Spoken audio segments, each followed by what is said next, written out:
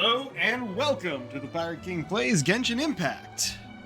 Where last we left our heroes, we completed the interlude Archon quest in the new part of Natlan, and continued on some of the more clan-focused stories. Not you.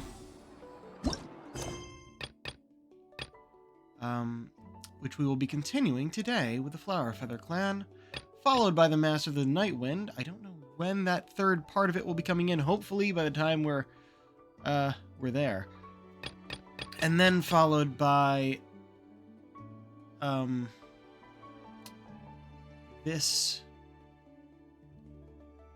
unvoiced quest, which I did the previous one off stream. I shouldn't have. Honestly, it has important stuff for Natlan itself. This, oh, that was just the flying school we came across. I didn't realize it was a quest like that. Here we go.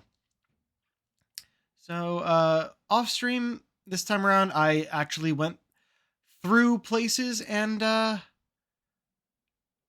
stuff that I told you last time they put on the map that wasn't there before. Guess what? There was actually stuff there that I missed. Go figure. Still says 98% over here, but 100 the rest. Zero in Ochkanatlan. Alright, so we were going to talk to some people around. And I don't quite remember. Oh, the Wingless, right.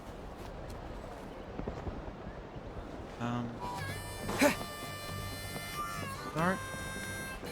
Farthest one away this way. Oh, with the chief over here, with Tota. Target balloon challenge? We're gonna talk to this guy. That's what we're here for. Are you sure you don't want to reconsider, Pashika? I appreciate it, boss. But honestly, I'm pretty happy with my life nowadays. Pashika, they're redoing the flying trials. Huh? Utota? Ah, did Alpa send you? I was just telling Pashika the news, actually. I The way things are with the tribe these days? I mean, you don't need me to tell you. This here is no future for a seasoned warrior like you. Ah, come on, boss. Do you have any idea how long it's been? I've been wingless for years now. I'm not cut out for that anymore. Of course, I'll do my part if we ever need to defend the tribe. But there's really no point in me trying out for the flying squad now. I've already made my peace with it. Not everyone has what it takes to return to the sky after going wingless. Elder Alpa's perseverance is something else. And it's okay if I'm not destined for greatness. I might not have the Kukasaur's approval, but with my hot air balloons, I can still reach the skies. Handling these balloons every day, seeing how the customers react, the looks on their faces, that's enough for me. Finding something you love doing can be just as hard as passing the flying trial. It's worth holding on to. Fair enough. It's your choice. I won't force you. Oh, by the way, you should try taking a balloon ride if you've got the time. Once you've been up there for yourself, you'll see why I love it so much. A little busy at the moment, but next time for sure. No problem. If you ever want to give it a try, you know where to find me. Yeah, we'll certainly try it at one point. Yeah, so, you know how normally on a Friday, it's like the one night I have a beer during stream? I didn't choose a beer this time.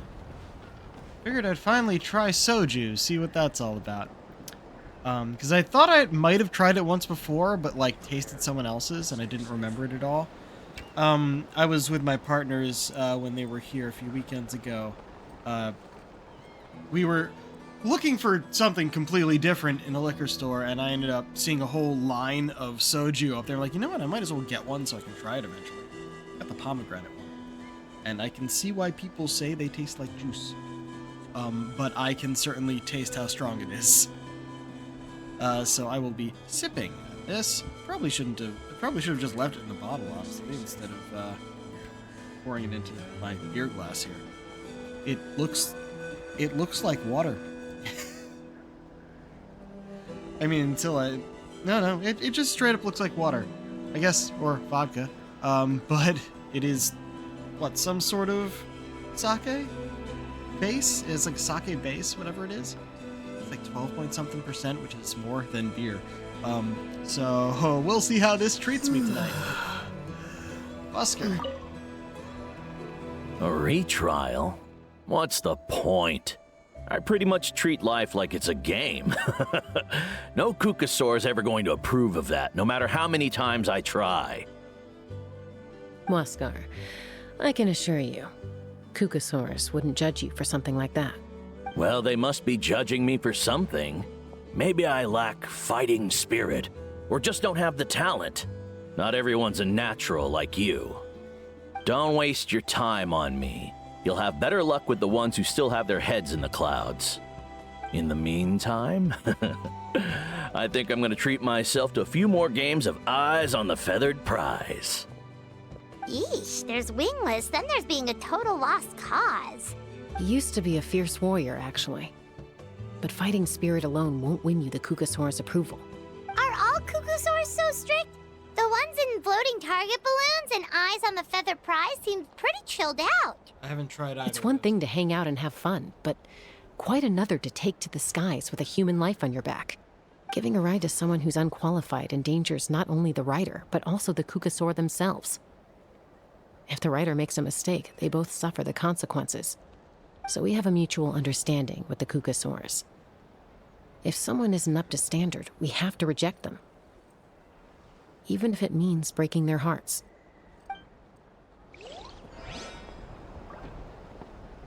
Last but not least, this one will actually be excited about it.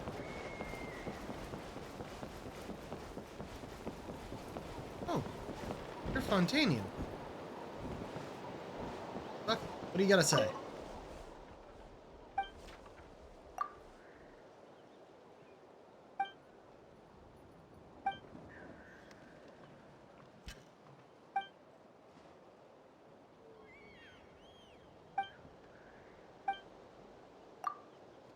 Hey, you got something for us. It's the only reason to talk to the random characters they let you talk to. Oh, Peanut Cake's a recipe. I wonder who gives me that. I should probably get it. No, there's Kopic of Yatlan. Yatlan of Netland. Juno.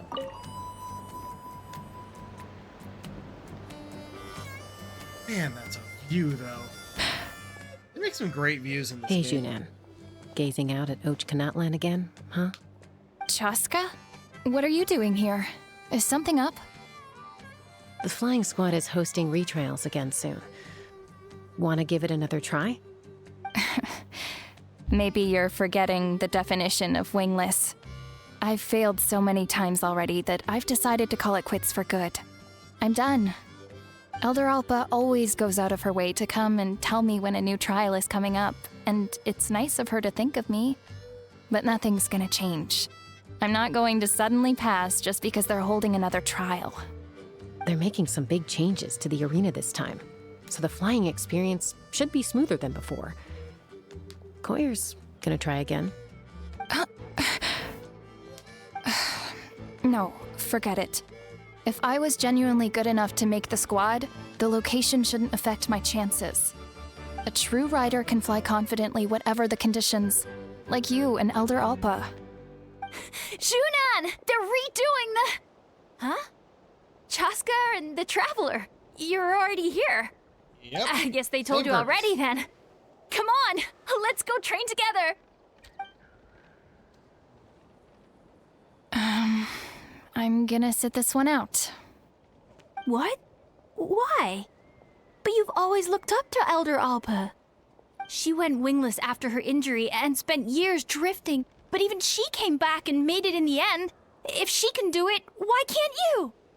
I mean, I don't have that kind of perseverance. And besides, the last thing I want to do is fail in front of her yet again. Oh, come on. You know you don't need to worry about that. All right, well, how about we just treat this as you being my mentor? Then will you train with me? I mean...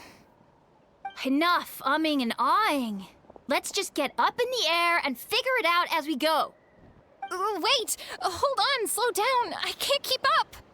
Well, that's one way to do it. Yeah. Yunnan unwittingly chose the hard way. They've been best friends since they were kids.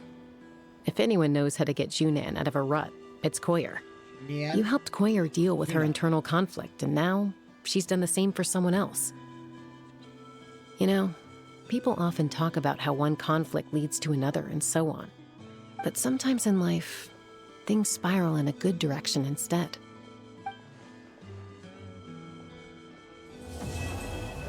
Oh, first of the quests complete. There are 3 of them. We've notified all the wingless on the list now, right? Where to next? The trial arena. It's not far from the tribe.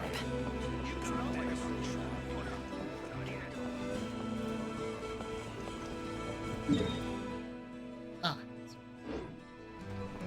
There.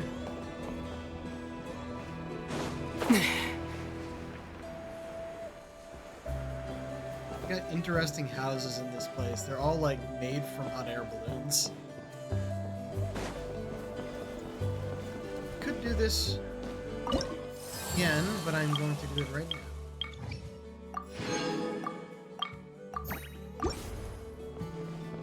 We'll at least get to level 2 after this next quest.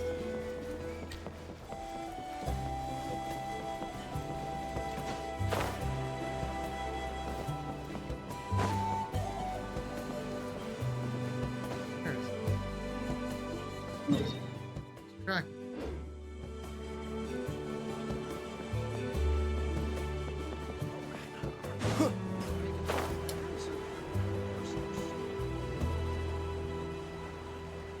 The singular hot air balloon out there.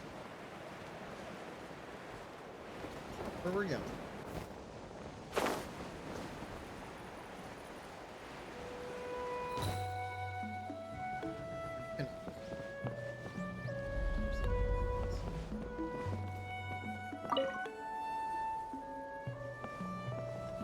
Oh, hey there, Chaska.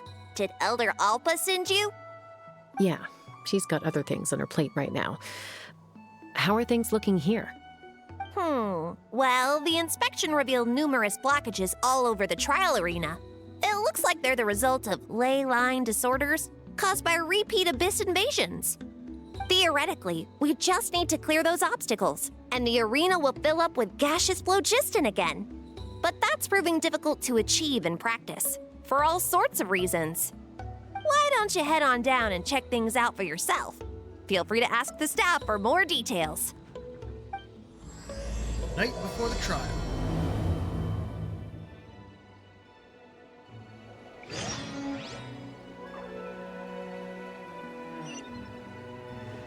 Oh, we got a trial character of Chaska. Okay. Uh-huh.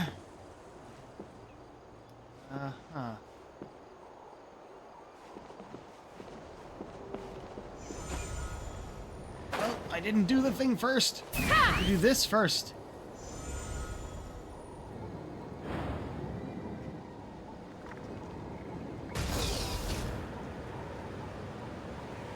Come on.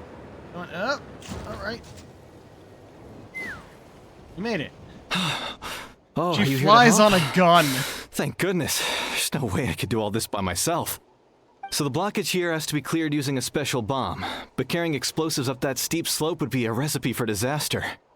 If I dropped it or slipped and fell, I'd be blown to bits in an instant. So, my plan was to transport the bomb to the other side, then send it over in a hot air balloon. All I need now is for someone else to strike the balloon at the right moment, dropping the payload right on top of the spout, and problem solved. What do you think? Simple enough, right? I think I can handle that. Is that hot air balloon up there yours too? Huh? Oh, that one. No, I've got no idea who that belongs to. Or how they got it up so high. Yeah. I just wish I could fly up there and check out what kind of tech they're using. Ah, well. Getting the trial arena back in order is more important. I'll head over and set up now. Let me know when you're ready.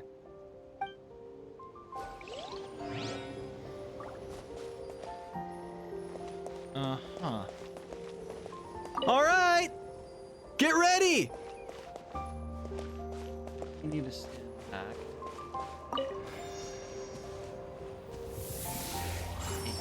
Yes, she's not only Animo, but a bow character.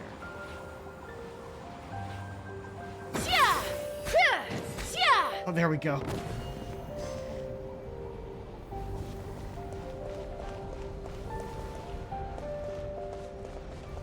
Let's fly.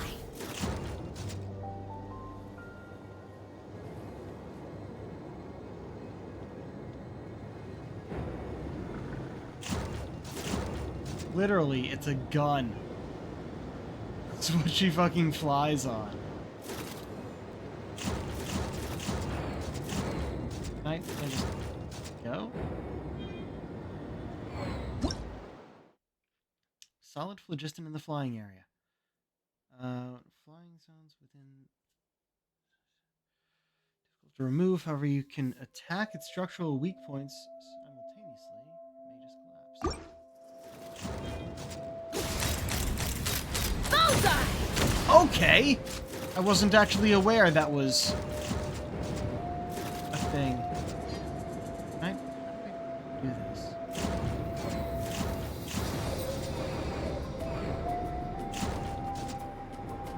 Oh wait, R2.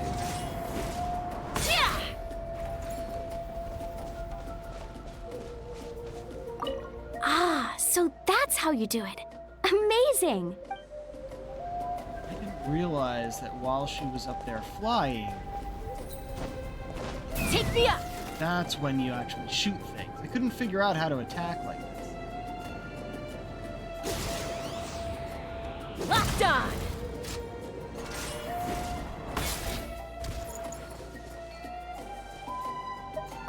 How strange. Why is there so much solid phlogiston here? Well, could be from the Children of Echoes.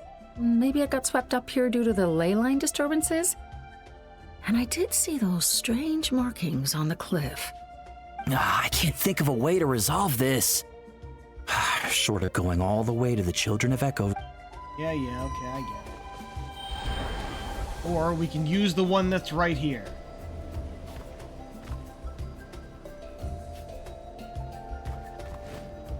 I didn't... There we go. We're stuck.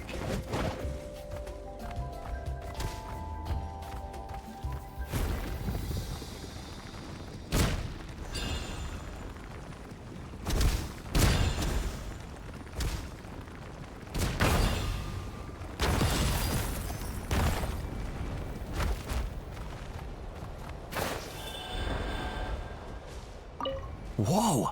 Did you see that? A Tepetli sword just showed up out of nowhere. How did it get here? Just passing by, or... Wow, okay, sure, why not?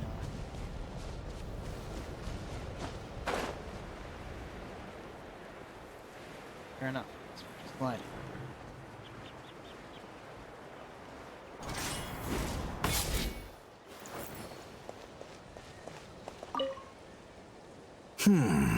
I think it should be but there are signs of strange life in here.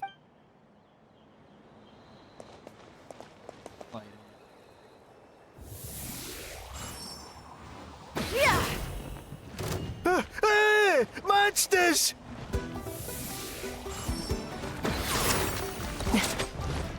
Come on. No, how do I fucking... There we go. The gaseous phlogiston is being Okay. replenished. Looks like all the spouts have been unblocked. Let's head back up. All right. I'm glad I figured out that's how you're supposed to attack with her, with her gun. I thought I was done. Yeah, fair enough. Back up.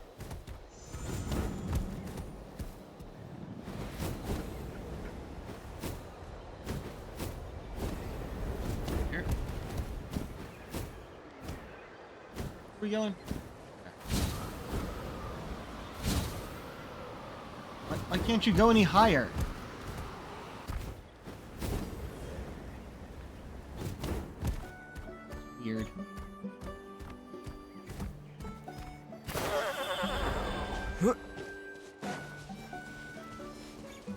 Yeah, the flying is not the most comfortable in this game. They finally added in, and it's just kind of extended gliding. Wow, you took care of everything in no time at all. Incredible work. Now we just have to wait until the gaseous phlogiston is fully replenished. Then we can kick off the retrials. Actually, Inkanak, I'd like to do a test flight first, just to make sure we're not missing anything. Could you arrange that for me? Huh? But you only just finished getting the arena ready. There could still be other hazards we're unaware of.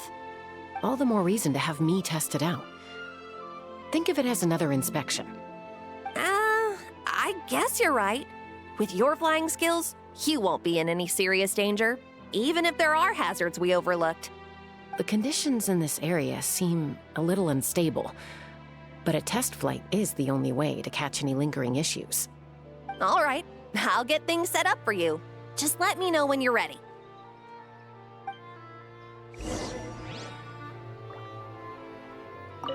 Are you ready?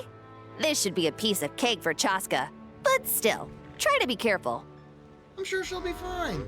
All right, then spread your wings and fly. Okay. Alrighty. Let's fly.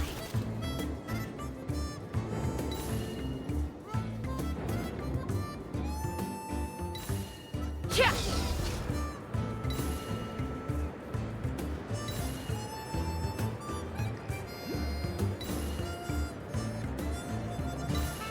Gives us a bit of energy when we... Oh, I think I need to shoot that.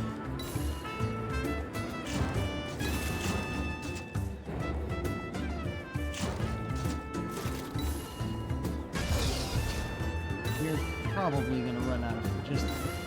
I don't do this smart. Nope, up.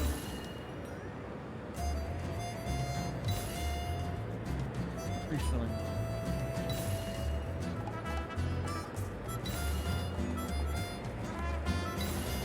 Okay, this is working a lot better.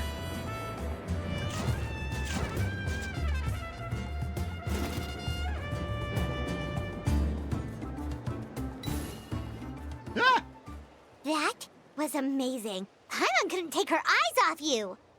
So, any further issues with the venue? No, nothing major. Give it a few days, and we should be able to conduct the trials. Help! Help me! Uh-oh. Oh! You're from the Flower Feather clan, right? Please, come quick, you've got to help us! Catch your breath first. What's the situation? We got attacked by a Kukasaur. My friends are still stranded in the middle of the road with the goods we were transporting. Please, I'm begging you, save them! Huh? We were Are told about these Kukusaurs guys. really that aggressive? Do they usually attack groups of people unprovoked? How'd you Not in provoke? my experience, but there are exceptions to every rule. Let's go check it out.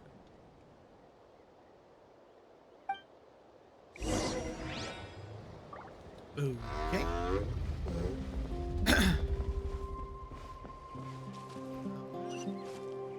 Oh, right there. Not very far at all. Ouch! I've never seen such an aggressive Kukusaur. Okay.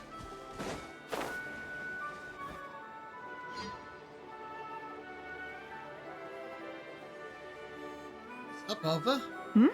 Taska? Traveler? This is a surprise. Elder Alpa? Huh.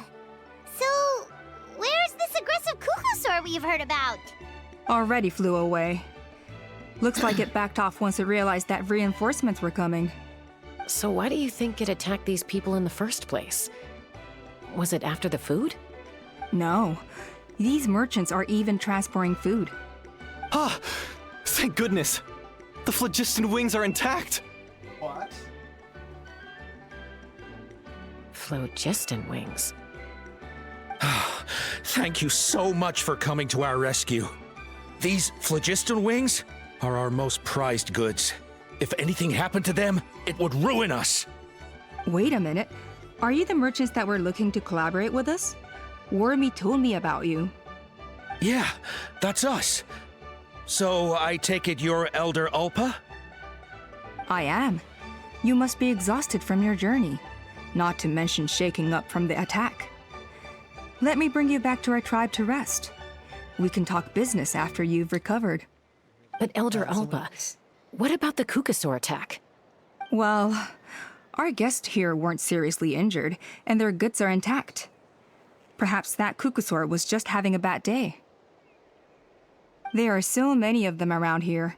You'd expect something like this every once in a while. I don't think we need to pursue it any further. More importantly, how are the preparations for the flying trials going? Is everything in order over at the arena? I don't think we need to pursue it any further. It's going to come up again. Everything's on track. Huh? Did you say flying trials? What a coincidence! Sounds like a perfect use case for our phlogiston wings. You'll be pleasantly surprised by what they can do. Oh, really? Now I'm intrigued. Yeah, it's gonna be a machine let's to forget replace all the about fact this that Kukasaur attack for now. We have some serious business to discuss. Kukasaur is not happy that they have mechanical wings. No, the people need to fly on us. Damn it. Huh? So that's it? That all went smoother than expected. Well, guess we'd better get going. Huh? Chaska? What you looking at?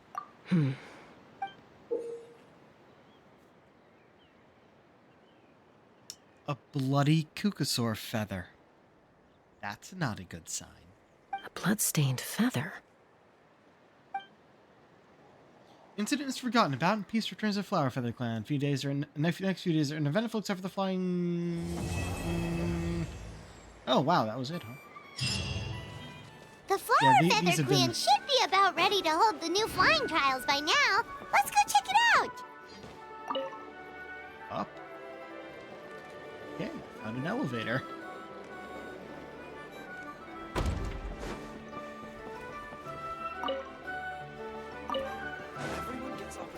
I'll wait for it to come down. Up this way apparently. Oh, I was running. We're gonna fall. Look that. So that's out there, but I wanted to stop by here first. Bother talking to the person. I'm glad they just let us access it. Oh, and she's showing up. No.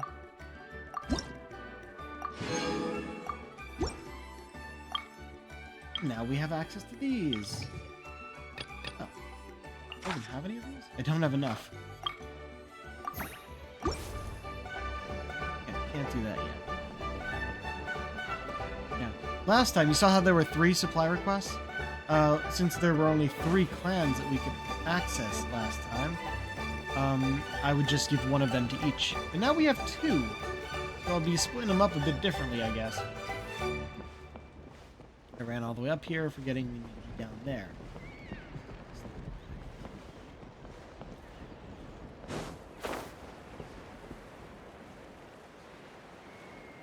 They really should have kept giving us more stamina with each statue. Instead of what they did, which was just cap our stamina at one point, and every statue you find after that is nothing. I land on your head. I can't. It just stops my descent.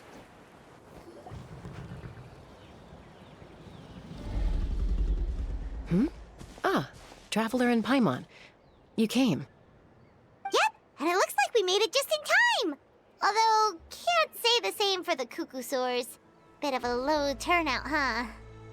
Yeah, you'll see why soon enough. All right, get ready. 3, 2, 1, fly! What? Whoa! We're Jetpacks! really flying! I feel light as a feather. I'm flying without a Kukasaur. These phlogiston wings are awesome! What's going on? Paimon can barely believe her wings, eyes. they're jetpacks. How did they fly all on their own? What happened while we were gone? The merchants we ran into that day were selling a product called phlogiston wings. It's a flying machine worn on the back. To operate it, you just use a handheld trackball that controls the flow of gaseous phlogiston. That's incredible! Yeah. If our tribe, well, if Natlan mass adopted this technology, it would revolutionize our mobility and responsiveness in times of crisis. Just think of the countless tragedies that could be averted. I feel like I'm dreaming. Did I really just fly on my own without the help of a Kukasaur? You'd better believe it! Plus, you just passed the flying trial! Right, Elder Alba? Elder Alpa? Should this really count as a pass? If we did the trial using phlogiston wings? Why not? The scoring rubric is about flying performance. It doesn't specifically say you have to ride a Kukasaur. Kinda. Yeah, maybe, but... I mean, even Chaska had to ride a Kukasaur in a trial, right? And the whole point of the trial is to test both your flying technique and your ability to work with a Saurian companion. Well, if we can fly by ourselves, maybe we don't need to test the ladder anymore. Chaska, Traveler, what are your thoughts on this new invention?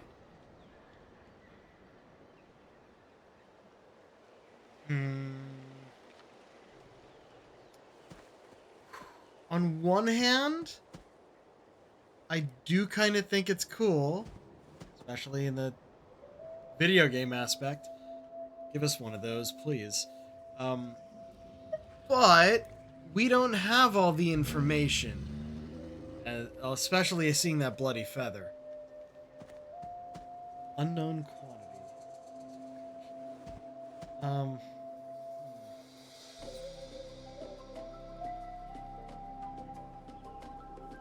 I just know something is going to go wrong with this. Something has to go wrong with this. It wouldn't be a story really otherwise. Right? That's what I think too. I agree that they have strategic value, but I don't think it makes any sense to evaluate candidates by the current testing standards if they're using phlogiston wings. There we go. Why? Shunan finally mustered the courage to go through with this.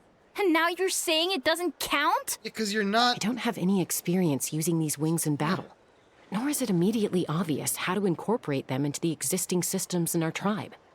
Taking a longer-term perspective, I think we need to start by getting thoroughly acquainted with how these things work. Then we can develop a new trial format with new assessment criteria, tailored to candidates using the phlogiston wings. That makes You sense. all raise valid points. But Chaska, while your proposal sounds perfectly reasonable, it would probably take years to put it into practice. We lost so many people in that war. These phlogiston wings could be exactly what we need to strengthen our forces and boost morale in this trying time. And as for real-world battle experience, there will be plenty of opportunities to gain that. I have high hopes for you, Junon. Huh? Hey, stop staring into space! Say thank you! Oh, thank you. Thank you, Elder Alpa. You have nothing to thank me for. Remember, the way you got your wings back was by relying on yourself. Oh, Elder Alpa! Bad news! Kukasaurs are attacking the merchants again! Yep. Again? Okay, everyone, stay put while I... Huh? Chaska? Guns and wings. Okay, we gonna get an explanation why Chaska has a gun? That? And then Elder Alpa and the others too? Anyway, let's go see what this is all about.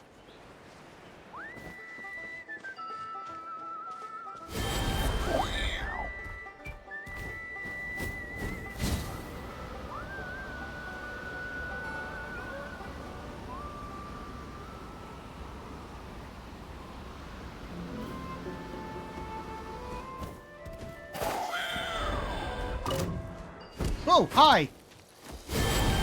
No. No.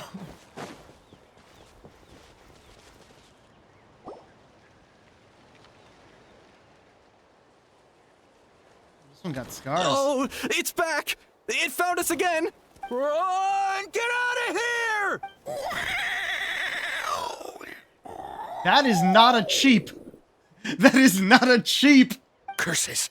She's really riled up this time. Hey, stop running! We'll never outrun a creature with wings! Get back here and let's fight! They haven't even ran yet. Stop! All of you! Chaska! Oh, wonderful! Quick, get rid of that thing!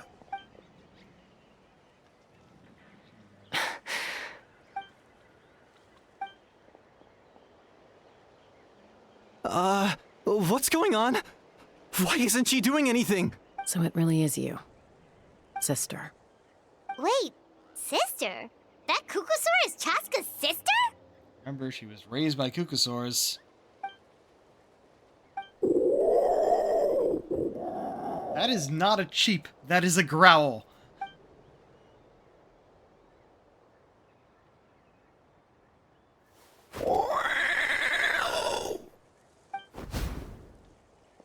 Koya, wait! Is Chaska gonna be okay? Should we go check on her? Is everyone all right? We're okay. No serious injuries. What was wrong with that Kukusaur? Why was it so aggressive? If we just let it escape back into the wild, who's to say it won't attack again? The point is to find out why it's attacking. Why it has scars on its wings. I think that's related. Chaska, are you okay? I'm fine. Sorry for making you worry. No point. She's an expert at hiding her tracks. Once she's shaken you off, you'll never catch up to her. At least, I always used to lose to her at hide-and-seek when we were kids. Kids? Well, yeah. You know I was raised by Kukusaurs. Anyway, she and I grew up in the nest together. Her name's Koya, and she's my big sister. We played together all the time, chasing each other through treetops or mountaintops. It felt like it would go on that way forever. Until the day I was sent back to live with the humans. Not all Kukusaurs are friendly towards people. Koya, for instance, she's fine with me because we grew up around each other, but she's not fond of other humans.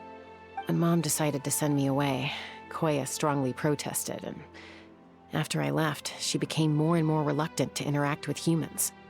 Maybe she thinks that humans stole you away from her. It's a possibility, but in any case, we still stayed best friends at first. I had a hard time adjusting to life in the tribe. So whenever something went wrong, I'd run off into the wild and vent to Koya.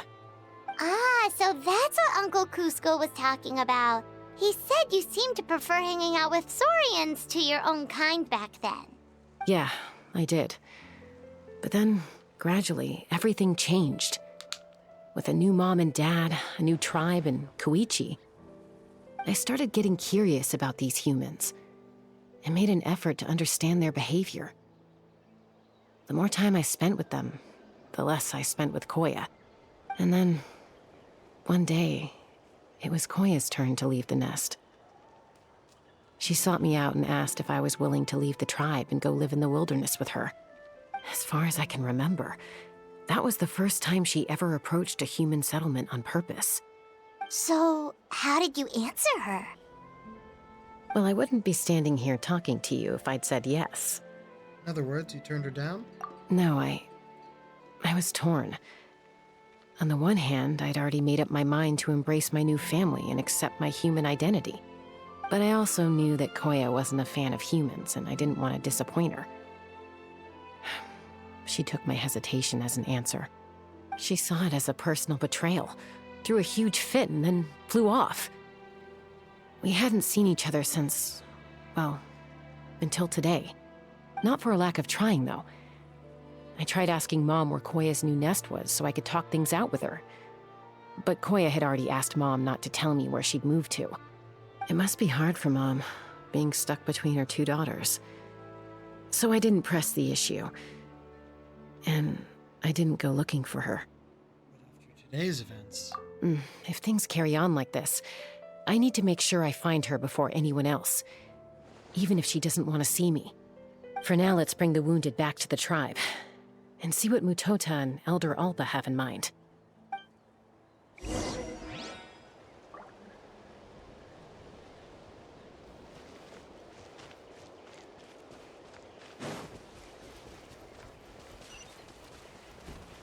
That's... Papa. Oh. Apparently we ran into a fight.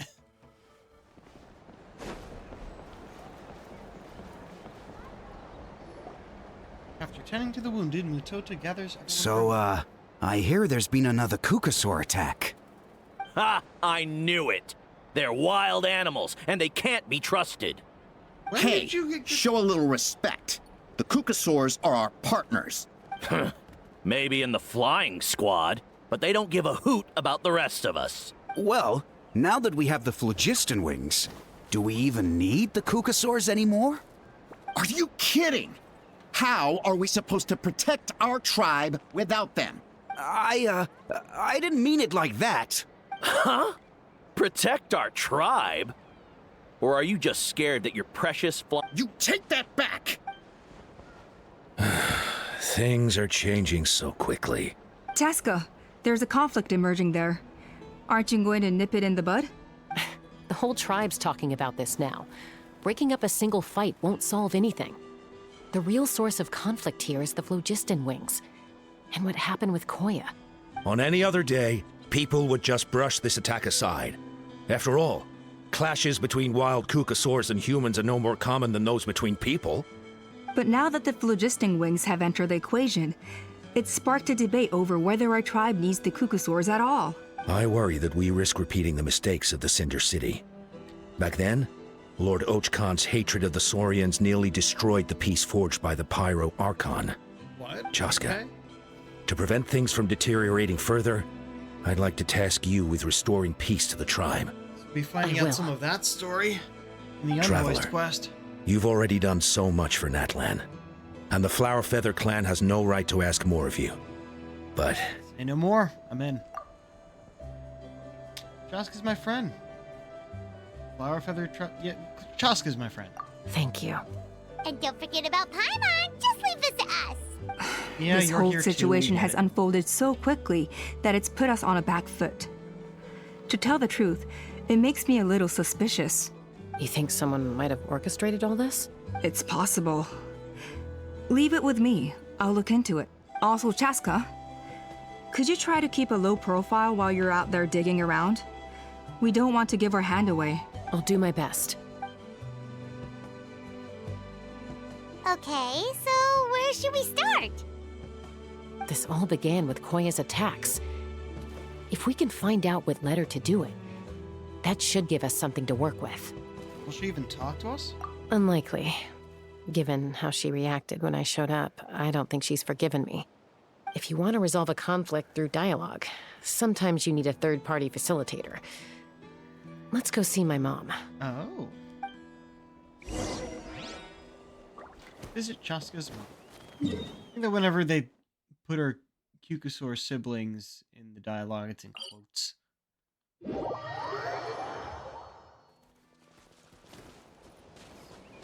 Oh yeah, being near here restores our phlogiston as well.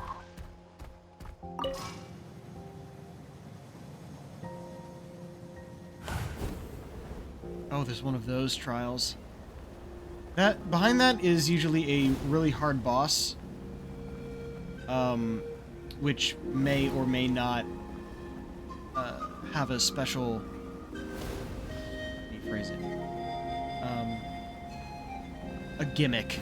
May or may not have a gimmick. And actually, I'll tell you about these. As we look in the achievements.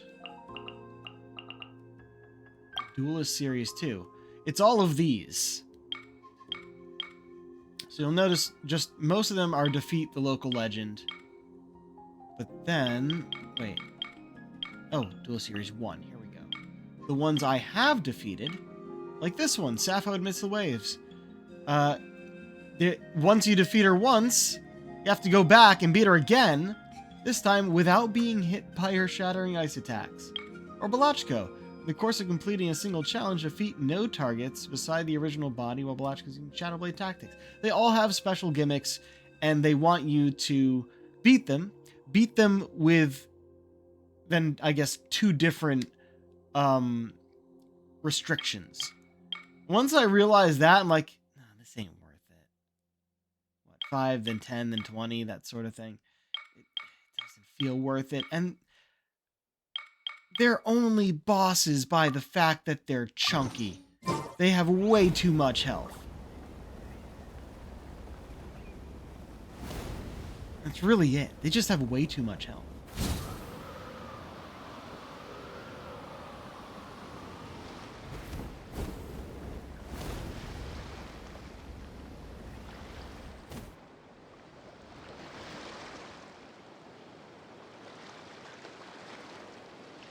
Wow, so this is where you used to live as a child? Mm-hmm. When I was little, we used to do this thing where I'd jump from the top of this tree, and Koya would fly over from the platform and catch me in midair. Or sometimes we'd both fly from the treetop together, and then after some aerial maneuvering, she'd throw me up onto that platform. After we got a bit older, we went to the nearby shores looking for even greater heights. Ah! Stop! You're gonna give Paimon a heart attack! Oh, really? I just thought it made a fun story. I liked it. Then I'll share more with you when there's time. Anyway, back to the matter at hand.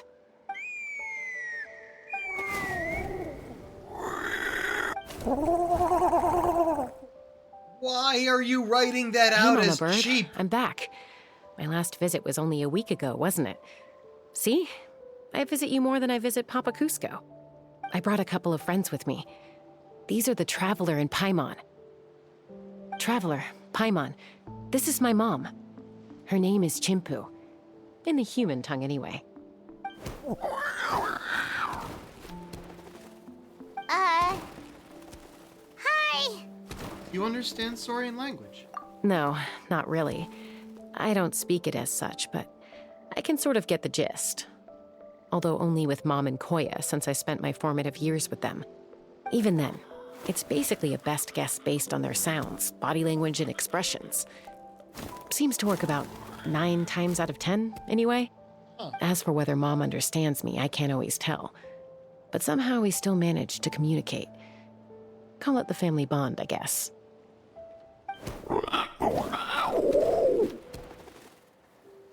Don't worry.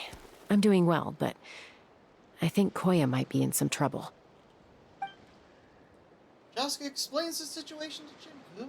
I know she's never been a fan of humans, but she's never deliberately attacked them before either. What's behind this sudden change? Does, Auntie Chimpu know anything? Doesn't look like it. Koya hasn't visited her in a long time. Then, could you please tell me where she's living nowadays? I really need to talk to her. If this animosity between her and the tribe continues, then the next time there's an incident, I don't know if I'll make it there in time. What'd you say? She said she'll take us there. Thank you, Mom.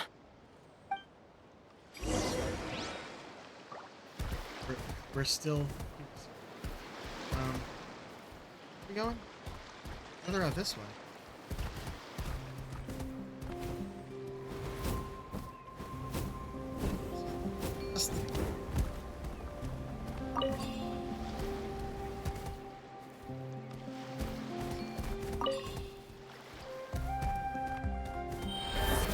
Take the new one.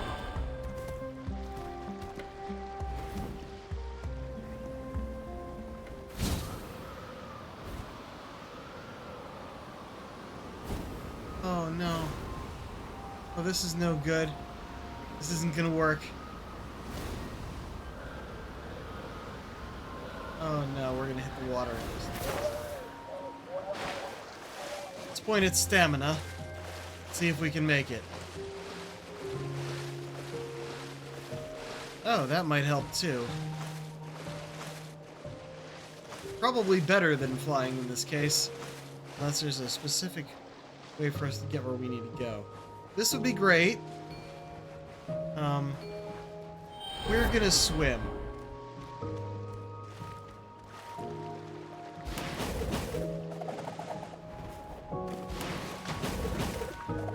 Apparently this is a thing we can do.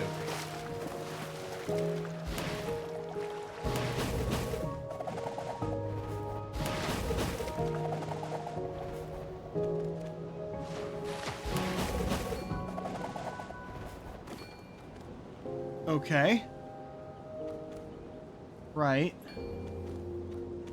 Tempted to try this challenge. Where we need to go is all the way over there.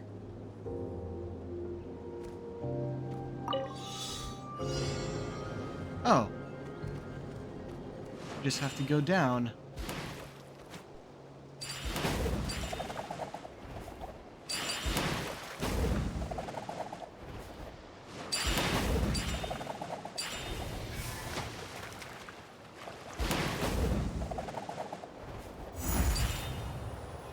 And then back up and around.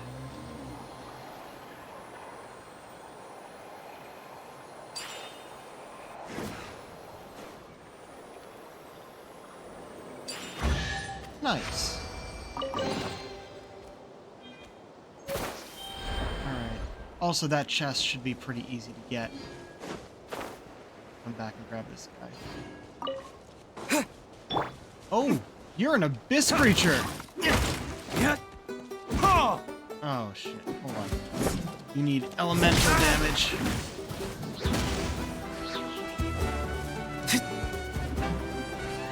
No, stay in the fire. Stay in the fire. You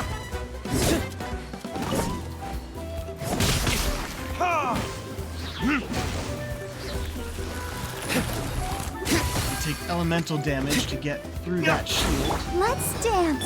And then you can take your health down. I don't normally see these guys out in the wild.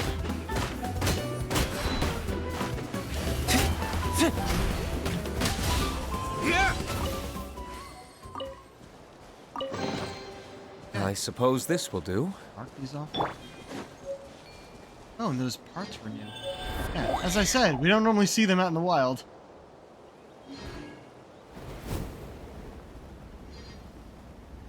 These are meant to give us energy while we're going. Hey.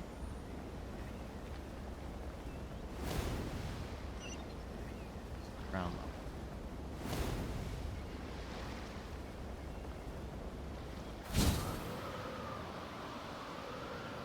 Really interesting to have these sheer cliffs as like their own island.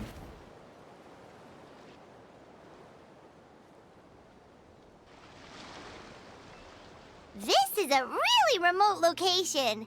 Guess she was trying to get as far away from humans as possible. Sheep. We stay here?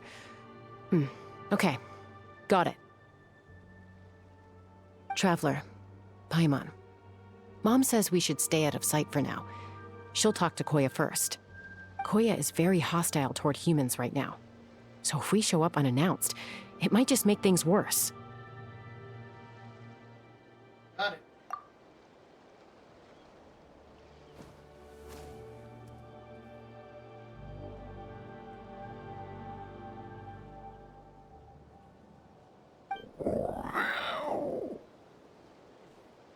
They have different colorations.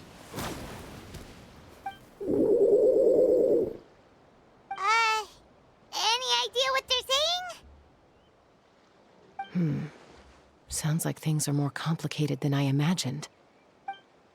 There's evidence in this area suggesting that Koya might have been the victim of a human attack.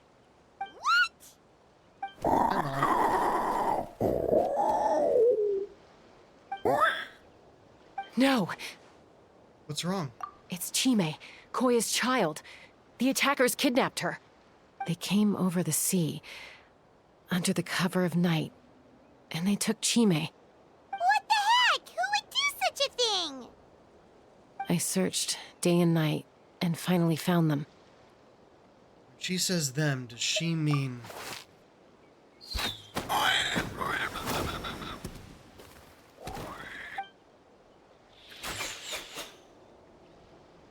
Oh, yeah! T'Pol's contraption is working like a charm. Got her in one. These hey, assholes, there's I another knew one. It. Wait, is that the one that got away last time? Who cares? Just get them all. T'Pol pays us per catch.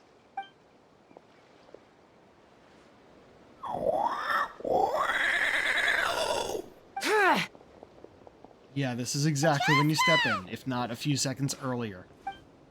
Jaska? How do you get here? Quick, stop her! Don't you even think about running away!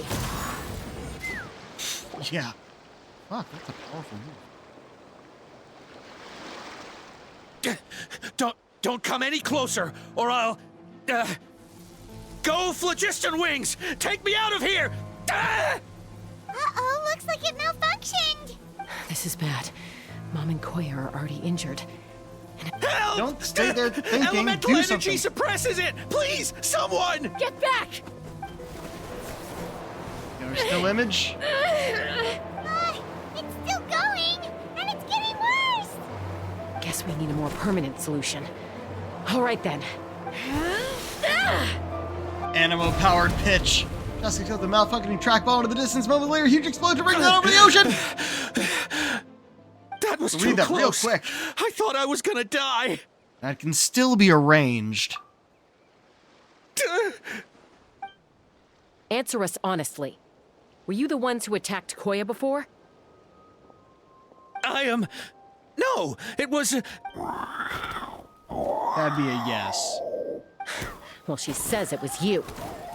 If you still want to deny it, we have other ways of making you talk.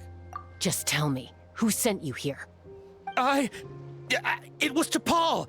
He told us to catch all the wild Kukasaurs we can find. And he also said that this Kukasaur has become a thorn in his side, so it needs dealing with urgently. T'Pol? Huh.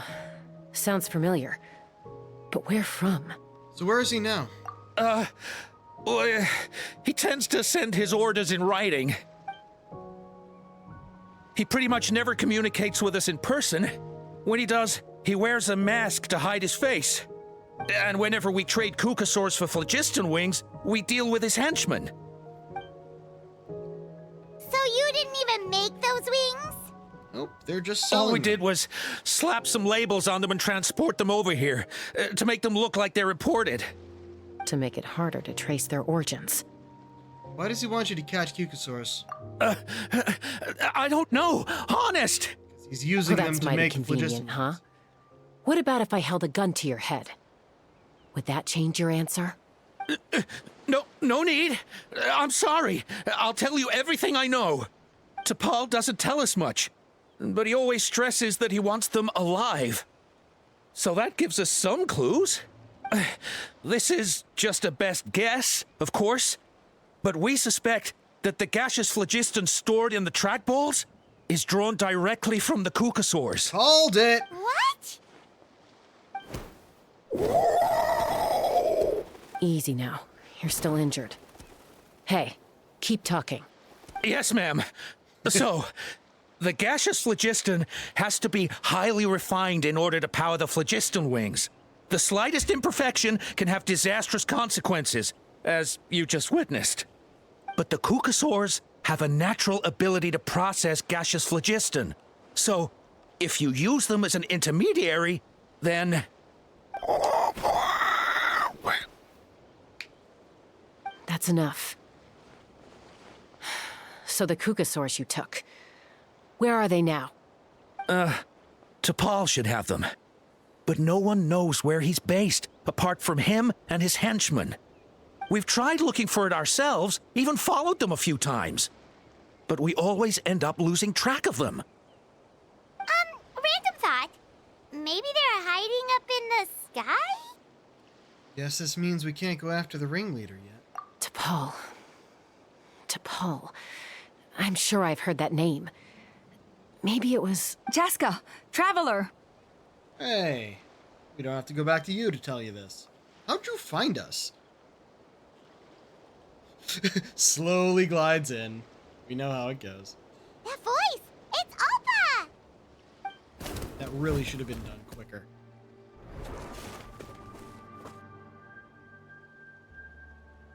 Elder Alpa? What brings you all the way out here? Well, I was patrolling nearby when I heard the sound of an explosion. What's going on? Let's fill you in! Explain T'Pol's scheme to Alpa. I don't believe it. Elder Alpa, does the name T'Pol ring a bell to you? I feel like I've seen it written down before.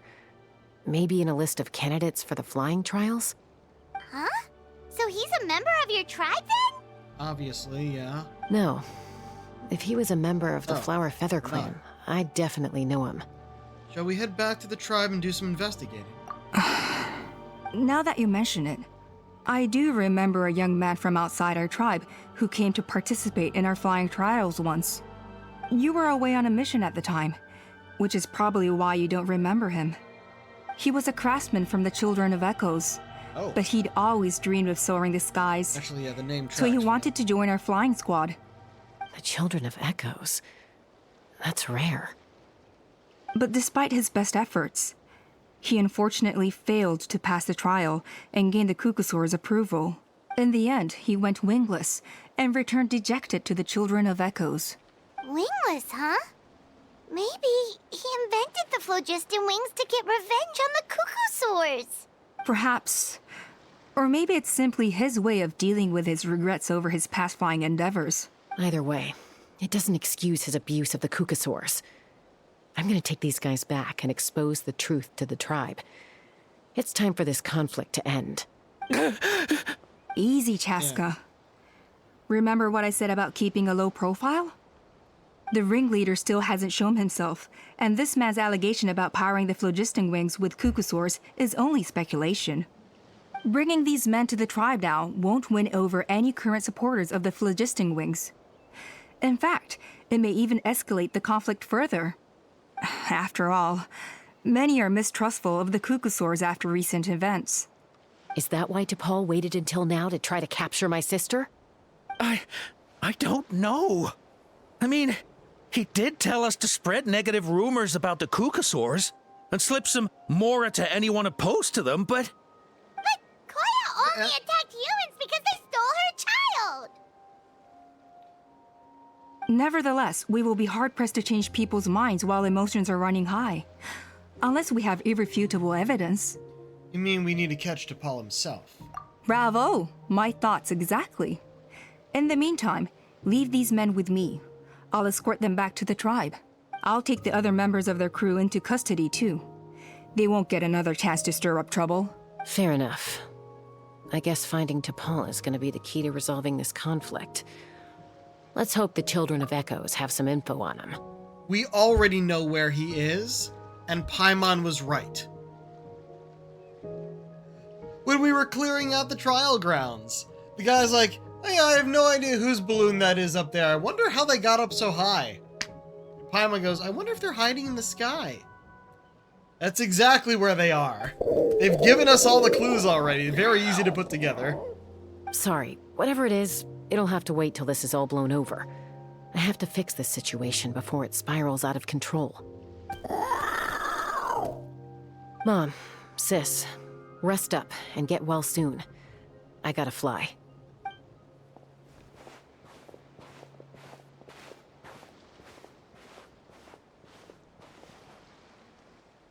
Everyone departs, leaving only Chimpu and Koya. What? Are you going to translate for them? Yes, you are. Okay. If you're worried, go ahead and follow her. Don't worry about me. Mom can take care of herself. Got it. I guess that's the voice that happened there. Where are we? All the way back to the Children of Echoes. Okay. Cool, cool, cool. Don't have to fast travel ourselves. He just brought us here. I'm okay with that.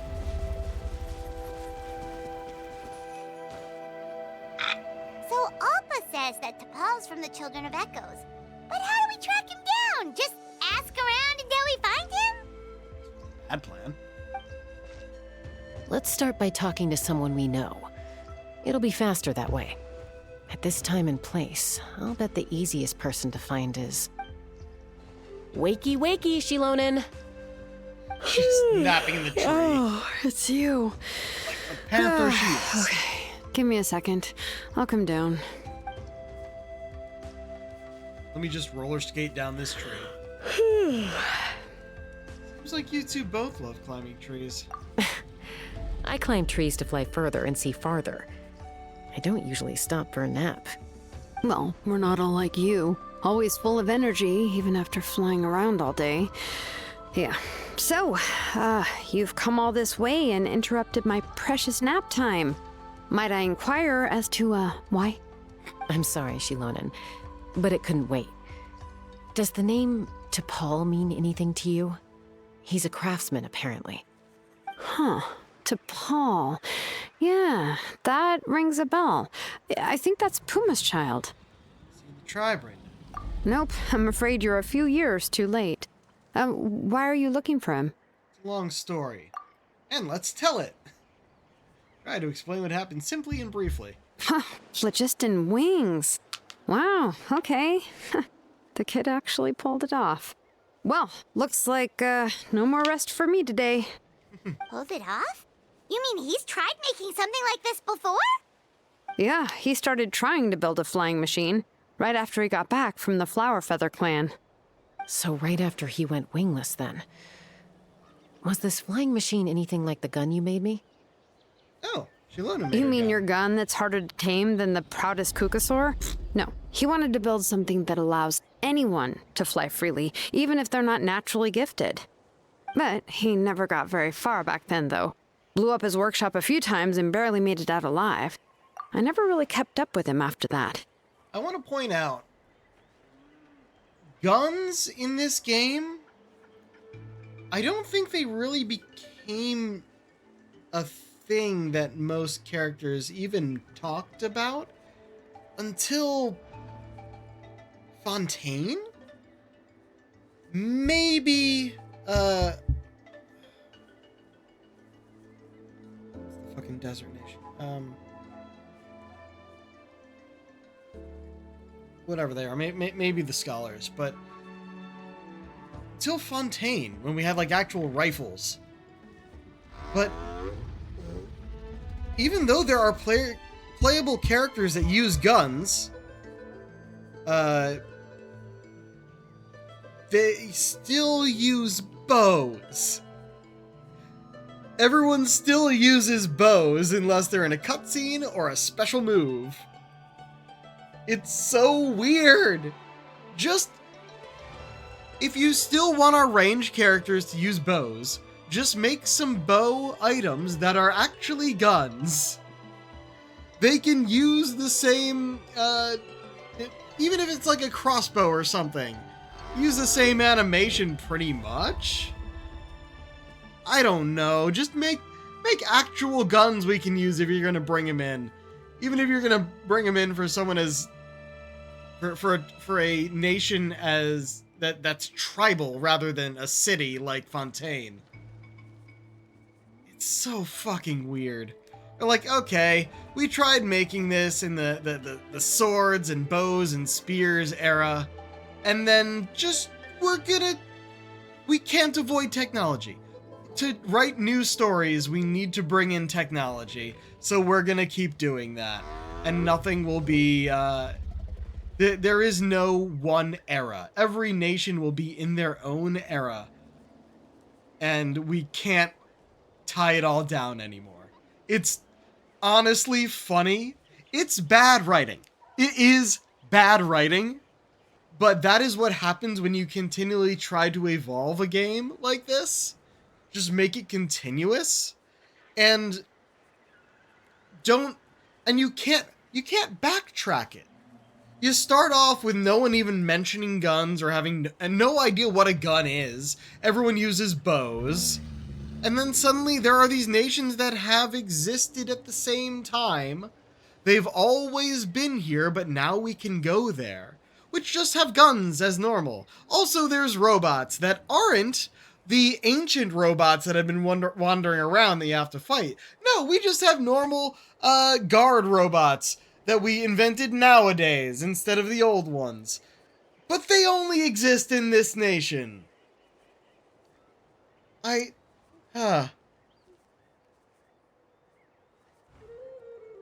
like this game.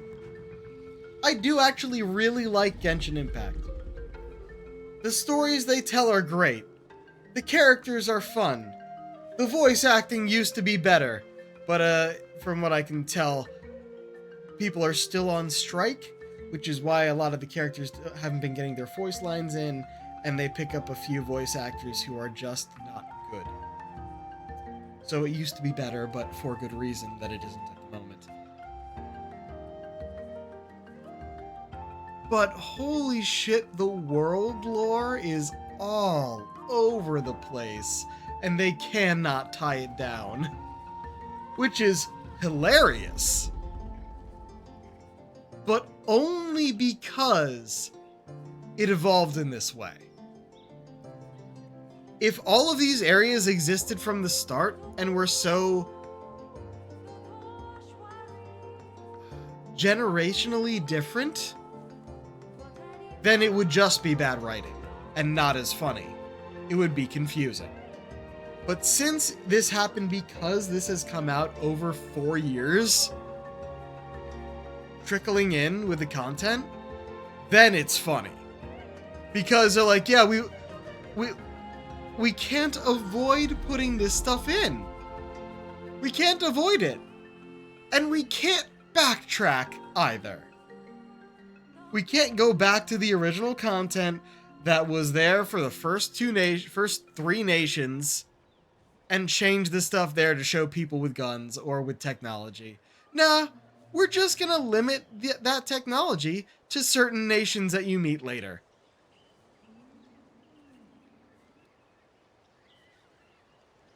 Let's continue. His parents traveled a lot in their youth and only returned to the tribe after he was born. But they settled in a remote area and don't interact with other people much.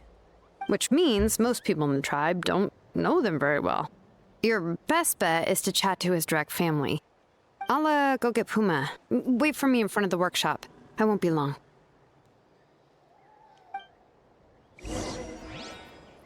You interrupted my nap. But for a good reason. Holy shit. That's some description. Let me go find the people.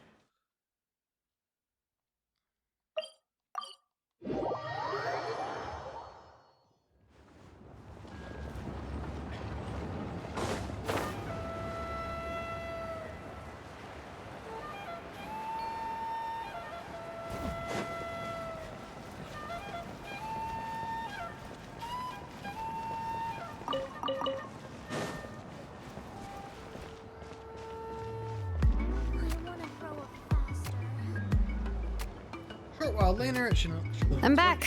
Allow me to introduce to Paul's mother, Puma. Hello, we're... Oh, save the pleasantries. I don't want to spend any longer talking about that boy than I have to.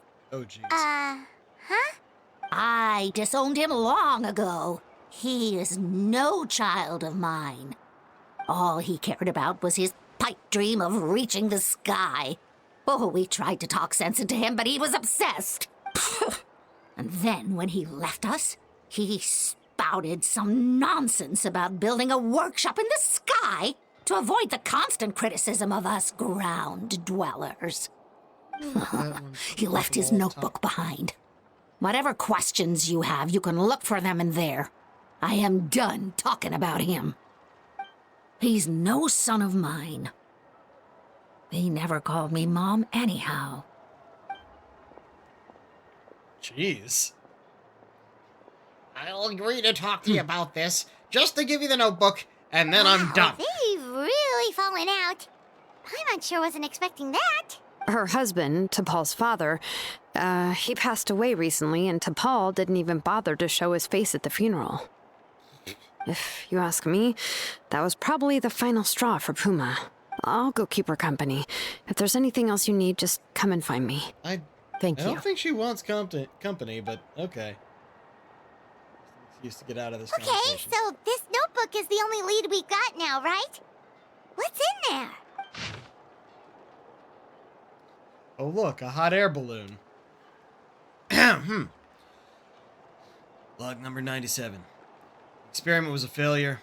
As expected, the technology of Ochkanatlan, the Cinder City, is not so easily replicated. The floating device, bereft of the relic support, fell quickly. Is that a power output issue or a weight issue? Seems like we'll have to rely on components obtained from the Cinder City for the time being. Log number 120. Blasted brutish boars! How dare they question my ideals? Just a few smash workshops. If we cannot even take such... I feel like I chose the wrong accent if he's using the full cannot. We cannot even take such a minuscule risk. How can we ever surpass our predecessors? Whatever. The relic remains within my possession. As long as I continue my research, I will surely make progress. Log number 133. Even Father and Puma refuse to support me now. Put up to it by those Vulgarians in the tribe, I'm sure. So what? What if no one in this world supports me? I have my own ways. It's time to leave this place. My dream is the entire sky itself. Some early designs for the phlogiston wings, and some theorizing about an airborne workshop. Ochkanatlan, the Cinder City. Looks like that's where he got his technological inspiration from. So, was he serious about the workshop in the sky? But that's such a big project for one person. Do we think he actually pulled it off? Actually, look at that balloon sketch. Haven't we seen that somewhere before? Oh, yes. The one from the trial arena that was super high up. That balloon has been there for a while, and everyone's been wondering how it got up there, but what if that's the wrong question? What if it started off even higher up, above the clouds and out of view, and it only descended to its current height due to some kind of malfunction? In other words, it could Part of T'Pol's workshop? Seems likely. If T'Pol's base had been hiding above the clouds this whole time, that would definitely explain why Isidore couldn't find it. Do you not have cloudless days? But how do we get up there? Chaska, can you even fly that high? By myself? Possibly. But with a passenger, no chance. I doubt even phlogiston wings could take you up that high. At least, not without that relic T'Pol mentioned in his notebook. Yeah, and he's probably holding on to it. We'll have to find another way. Can you fly up that high, Paimon? Nope. That's way beyond Paimon's altitude. Also, would you really expect Paimon to go up there and take on T'Pol all by herself? No, but I'd expect you to take a rope up there and just drop it down so we can climb once we get to it. Let's not worry. Just because we can't think of a solution doesn't mean no one else can. I'm not the only flying expert in my tribe, you know. Oh, good point. We should go ask Elder Alpa. And Mutoda. He was quite the flying ace back in the day, too. Let's head back and see what they suggest. Paul's tattered notes.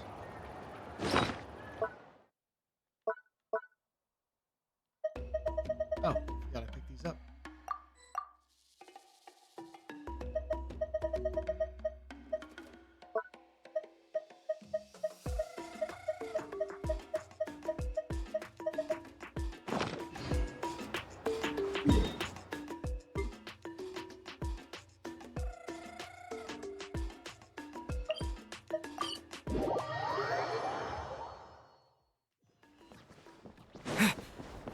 No more Kukasaurs. We want phlogiston wings. Chaska, you're finally back. Things are getting really tense in the tribe. Have you made any headway with your investigation? Some people even think we arrested the merchants just to support the flying squad and crack down on the phlogiston wings. Things are still escalating even though we've rounded up the merchants. Maybe there are other parties out there fanning the flames too. We found some promising leads, but there's a major obstacle standing between us and the irrefutable evidence we need. Dusk explains what you found about T'Pol, your theory about the airborne workshop. A relic from the Cinder City? So Ochkon's still managing to sow discord, even after all these years. An airborne workshop. and a hot Leader, air I think. balloon above the trial arena. And that's where you're trying to get to now? Any ideas how we can get up there? Neither phlogiston wings nor a Kukusaur can take you that high up. About another. Do you really think that's where hot air Tapara's balloon. hiding? You know what? There might just be a way. Really? Do you still remember those spouts in the arena? When they were all blocked, the gaseous phlogiston was trapped and unable to flow. But now, it's flowing freely. If we were to block them up again... You mean all of them except the one at the very top of the arena? To build up the pressure there? Precisely. With all the gaseous phlogiston flowing through one spout, it would create a high-pressure wind current. And then we just ride it up into the sky! Yes, it has its risks, but with Chaska's abilities, I think she could manage it. It's an extremely risky approach. But I agree that it's feasible. If you want to give it a try, check with Inkanak at the trial grounds. She can explain how to block the spouts. Chaska, if anyone has a hope of seizing this evidence from the high heavens, it is you.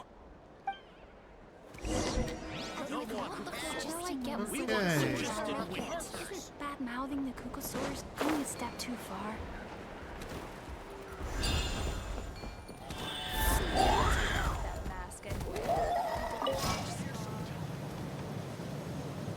Didn't need to go all the way up here, but why not?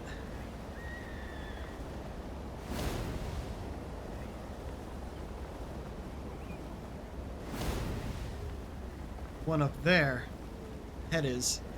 That's what we're gonna leave open. Block.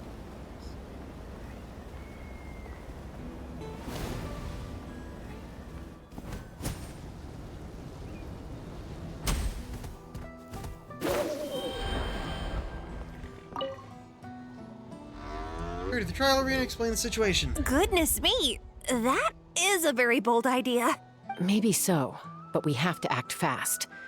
What's the quickest way for us to block off the spouts? From a technical perspective, I'd have to advise taking some measurements and carefully planning this out first. But I'm guessing that's not what you want to hear. Right. Then we'll have to take the rough and ready approach. See the solid phlogiston over there? Our prior inspections revealed that some kind of stable structure has formed inside, making it highly damage resistant. It's not without its weak points, but unless they're all struck at the same time, the structural integrity won't be threatened. Gotta be Chaska. So, what happens if we do strike them all at once? It'll collapse. Okay, I see where you're going with this. Yeah, you got it. As long as you hit all the weak spots at once from the right angle, the solid phlogiston will fall right on top of the spout and block it up. You're right about rough and ready. Sounds like my kind of plan.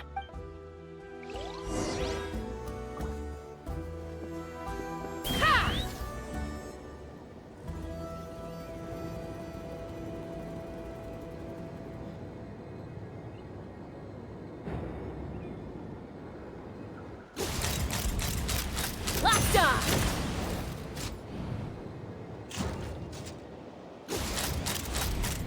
Locked on!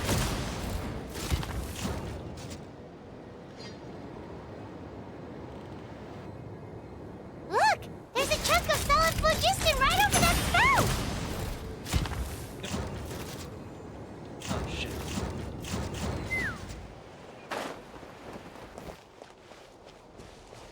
Fell on our own accord.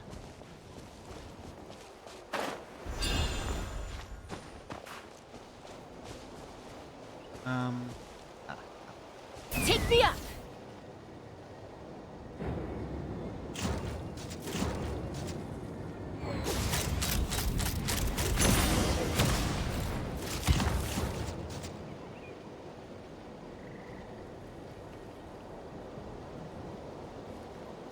Oh dear.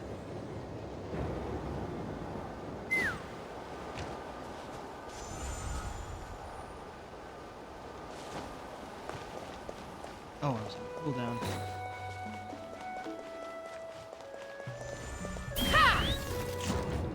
Oh. We're not going to go up fast enough.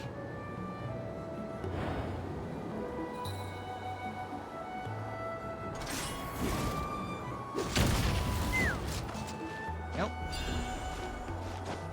that, which isn't enough. Anyway. Let's fly. Oh, much.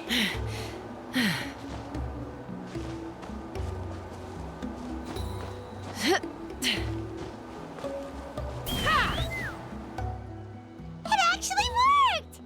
But wait, how are Paimon and the Traveler supposed to get up there? Koya can give you a lift. She's actually been following us this whole time. There she is.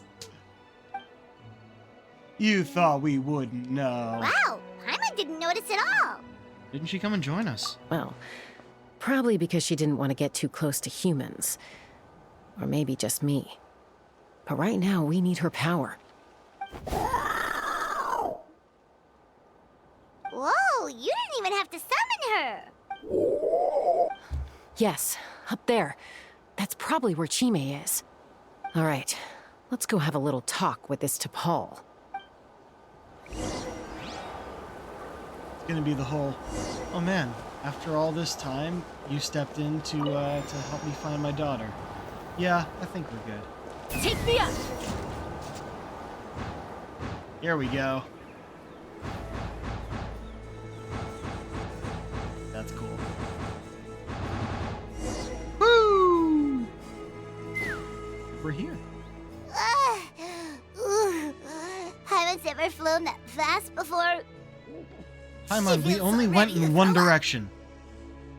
At least we made it in one piece. Aha. Just as I thought. It might look like a regular hot air balloon from the outside, but up close, it's clearly been heavily remodeled. And sure enough, it only descended below the cloud line because the custom-built machinery malfunctioned. Can you tell what the issue is? I should be able to figure it out with T'Pol's notebook. Thankfully, I know a little DIY from fixing up my guns when they're having issues. That should just about do it. Now all it needs is a nice hard kick. Maybe that works on your guns, but, huh? We're really moving! Percussive maintenance! Success! And now we're in a domain, aren't we? Technically. Here it is! The workshop in the sky! Oh, you gotta see it to Oh, that's believe fucking cool. Makes you wonder why T'Pol even bothers with phlogiston wings when he has tech like this. Well, according to the notebook, the platform beneath us runs on components from the Cinder City. Those can't be mass-produced. Also, I have some doubts about its mobility after seeing how it moved just now. For someone like T'Pol who dreams of flying freely, this definitely doesn't cut it. But if he's got that relic, he should be able to make a set of prototype wings for himself, right? Why bother making a whole flying workshop so he can mass-produce them? If he can come and go freely from this workshop, he's probably already built those prototype wings for himself. But this doesn't add up. Wants If to he's spread already it to the achieved the people. power of flight, then he must have bigger dreams we don't know about. But what? With any luck, we'll find the answers in his workshop. Okay, still got the trial Chaska, who is stronger than my Chaska because I didn't have the things to upgrade her past 20. Yeah, no map here. That means I gotta take a look around everywhere to make sure there aren't any temporary chests we might miss, but they're likely, if there are any, they'll be directly along our path. Man, this is cool though. Just the fact that this exists at all, why aren't more people up here? So I wonder if this is... No, the thing we've seen before is... Cocosaurs! Oh. Seems like the merchants were right. T'Pol's using them for his own ends. I'll bet that mechanism on top of the cage opens the door. Let me give it a try.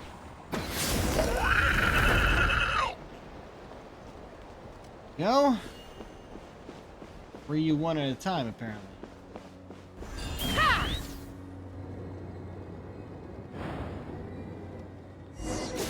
Open fire!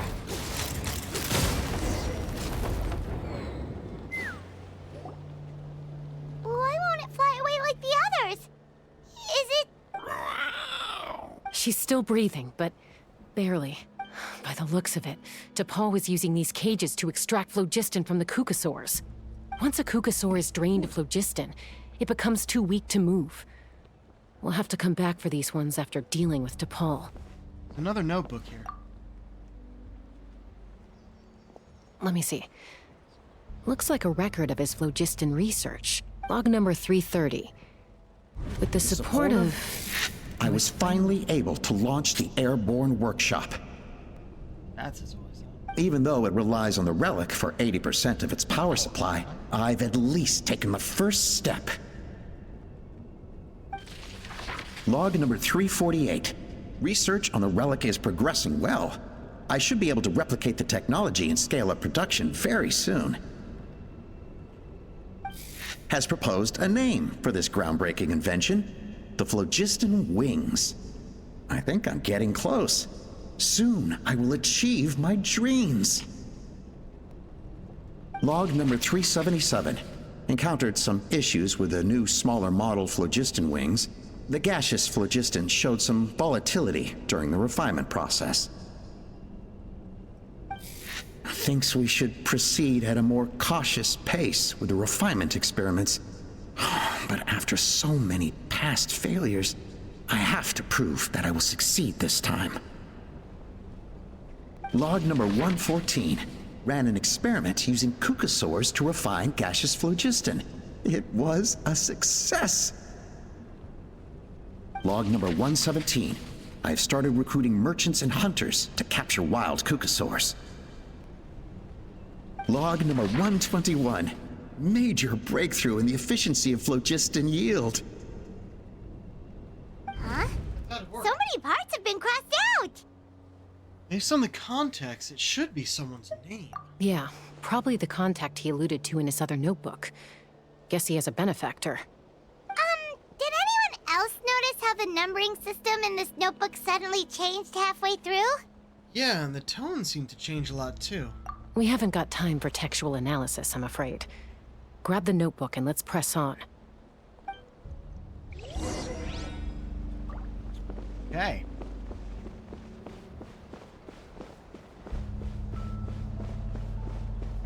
Huh. Never seen one of these before. Looks like this was built with the Cinder City components, too. You're not thinking of giving it a nice hard kick, are you? With my bow!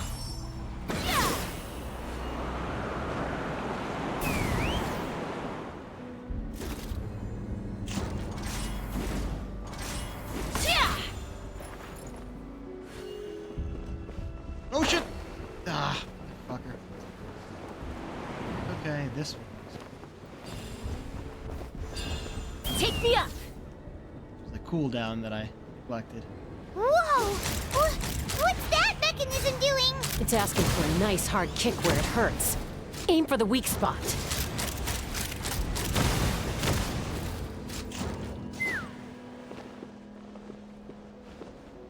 Got them both? Got them both.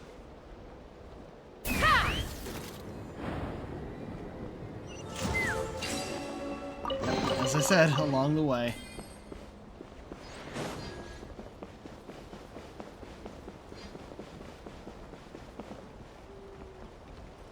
Hold on a second. Let's take a look at our trial character. Yeah, 61. Astral Vulture's Crimson Plumage. It's a really cool looking bow, but after we swirl, attack increases 24%. When half or more characters in the party are of a different elemental type than the character, damage and increased. Oh, not half, but 1 or 2. So 20 or 48%.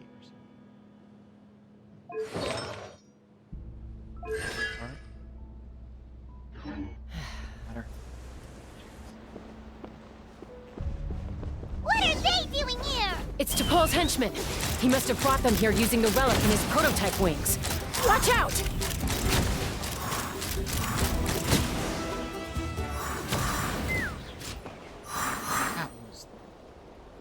You know, I said before I didn't really like how she played. I just didn't understand that was how it worked. honestly. Hey, look here! More of T'Pol's notes! Let's hope there's some useful information inside. That Koya isn't getting too impatient with us because Log number 403 introduced me to some new comrades who fully support my ideas. I told them that some Saurians are blessed with wings, and some people with natural gifts, while the less fortunate among us can only look on longingly as they seize the skies.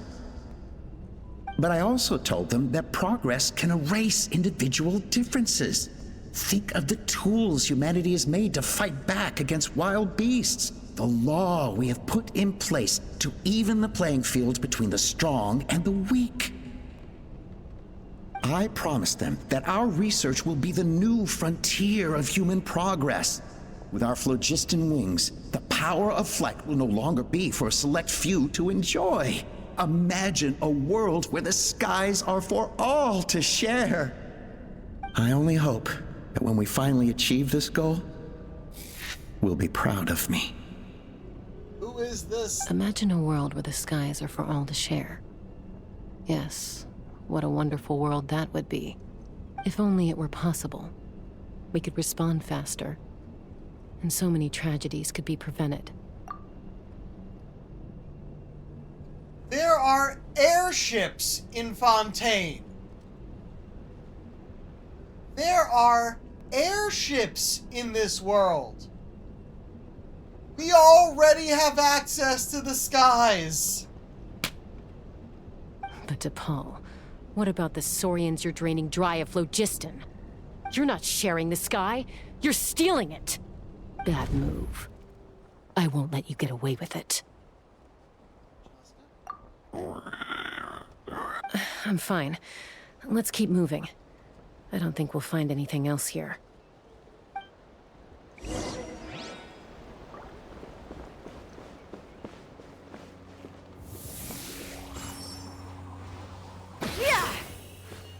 Just felt like shooting a target.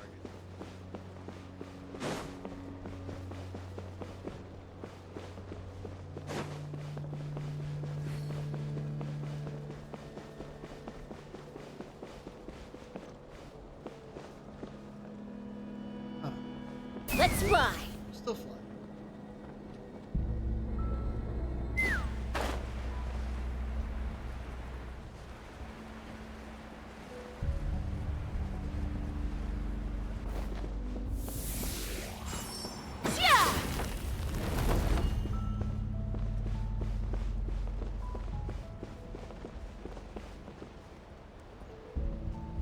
Arrows.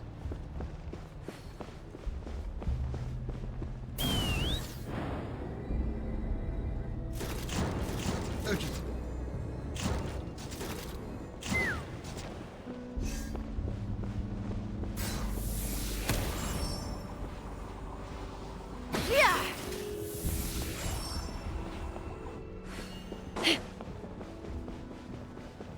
Look around here first. Shoot at me. Yeah, nothing. Oh, wait. A single tomato!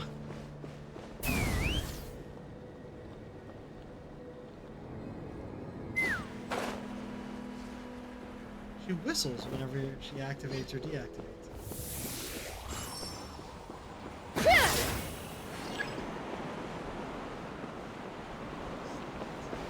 Yeah, the ceiling. Okay.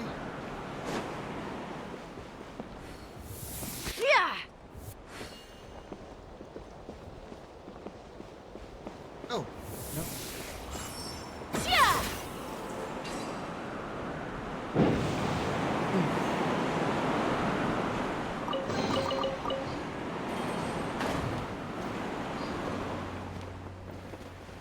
Oh, he keeps going. Could just go straight over there, I guess. Tells me there's more we'd miss. Oh, we actually need to go that way. That's why I went up so high. This is a really cool area, though. Imagine if they actually actually put some of this into the main game instead of just a domain. Take me up!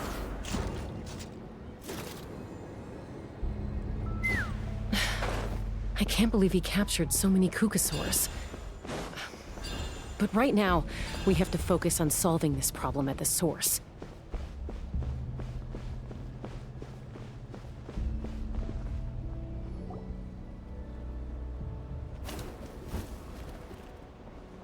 Looks like we've reached the center of the workshop. And still no sign of Koya's baby. Let's search this area for now. If we still can't find Chime, we'll double back. All right. Split up, begin your search.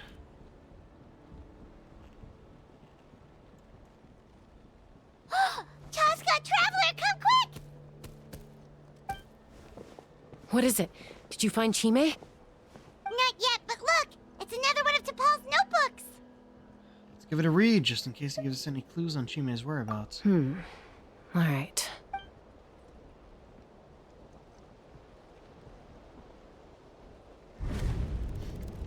Log number 428. We decided to restart the experiments on phlogiston refinement, but without telling. This is the final obstacle to the success of the Phlogiston Wings project. We cannot fall at the last hurdle. Log number 436. Earlier today, suggested using Kukasaurs as an intermediary to extract refined phlogiston. It's certainly feasible, but anyway, as long as our secret experiment succeeds, I'm sure won't bring it up again. So he tried not Log to do it number this way? 443. We will conduct the experiment tomorrow. But birthday is coming up, so hopefully we'll have a birthday surprise for her. Log number 444. Huh? Why is this log empty? I guess whoever wrote down the log number was prevented from recording the results. There's more. Keep reading. Log number 0. What? We lost many comrades in the accident. Among them are friends, lovers, and children. But we cannot stop now. We will keep their legacy alive and carry their dreams forward. As of today, we are scrapping the artificial refinement method. Instead, we will focus all our efforts on phlogiston extraction from live Kukasaurs. Oh. They are arrogant beasts whose existence in the wild serves no one but themselves. Their true worth lies in their sacrifice for the sake of human progress. Oh, fuck you! To facilitate our operations, we will gradually move the airborne workshop closer to the Flower Feather clan, even as we continue to expand it. They said, birds don't... how would I phrase this in real-world terms? Birds are arrogant for being able to fly. We are going to take that from them for human progress. All this we do to create a world where the skies are for all of humanity to share. All this we do to make T'Pol's dream a reality. Oh no. Oh, this is weird. Given the way this is written, not to mention the fact that the numbering has started over from 0, it kind of sounds like this is someone new. Does that mean that T'Pol's already... In that case, who have we been pursuing? There's also a letter tucked in the end of the notebook. It's from Puma.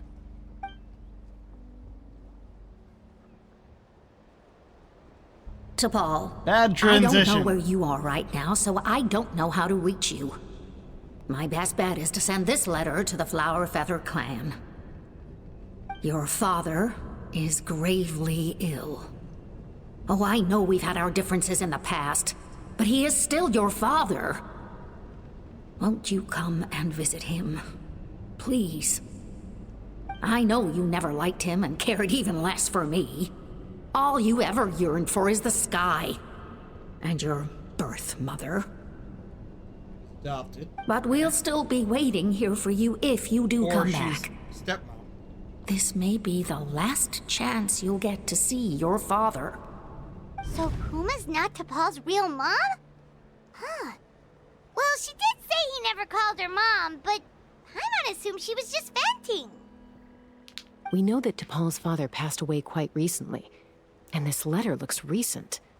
By contrast, the writing in this notebook is old and faded. It looks like the real reason T'Pol didn't attend his father's funeral is because he'd long since passed away himself. Then T'Pol's birth... Wait. I have to find the workshop, the real... Then the real ringleader behind all this. If we ask ourselves why this letter was sent to the Flower Feather clan, why T'Pol always yearned for the sky, and how he got his hands on a relic from the Cinder City, it all points to one answer. That's right. T'Pol was my child. He was born during my days as a wingless wanderer. His birth gave me new hope. I wanted to become the kind of mother who spent her days as a valiant rider, soaring the skies. Not an aimless, wingless nobody. But his father wanted to settle down, to give his child a safe, sheltered life in his tribe. We fought about it constantly, until the love we once had for each other was gone. He started a new family, with another traveler who was also looking to return home. And I went back to the Flower Feather clan. I had no idea that despite being raised among the children of echoes, my child still harbored dreams of the skies. Can you imagine, Chaska? The joy and surprise I felt when he showed up at my door, the one she asking has to on her join the back is the flying relic. trials. Or how proud I was when he said he wanted to prove his own worth, rather than relying on my position as elder. And then the anguish that overcame me when he was rejected by the Kukasaurs and became wingless, just as I had after my injury. You've got a lot of nerve showing your face here. Don't take this the wrong way, Chaska. I'm not here for a fight.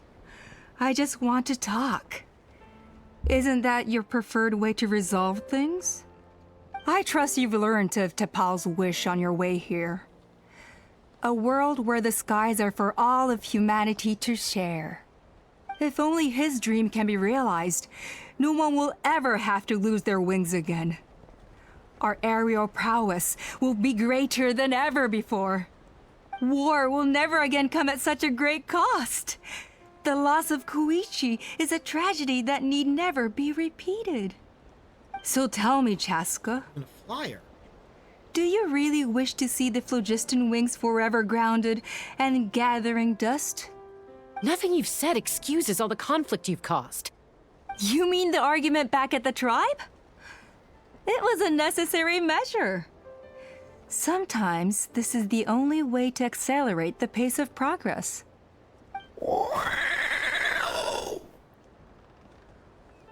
Is a mother harming her children when she coaxes them into swallowing a bitter pill? Of course not. It is a brief moment of suffering for the greater good, and the child would come to understand this in due course. You The kidnapped phlogiston wings are Koya's that child. bitter pill. We will never progress as a tribe if we cling to the scraps the Kukasaurs offer us. Once the people have embraced the phlogiston wings, they will never look back. Even if they learn how the refined phlogiston is sourced. They will convince themselves that the sacrifice of a few Kukasaurs is a small price to pay for our dominion over the skies. They really gave the villain of this story to someone who is not used to voice acting in English.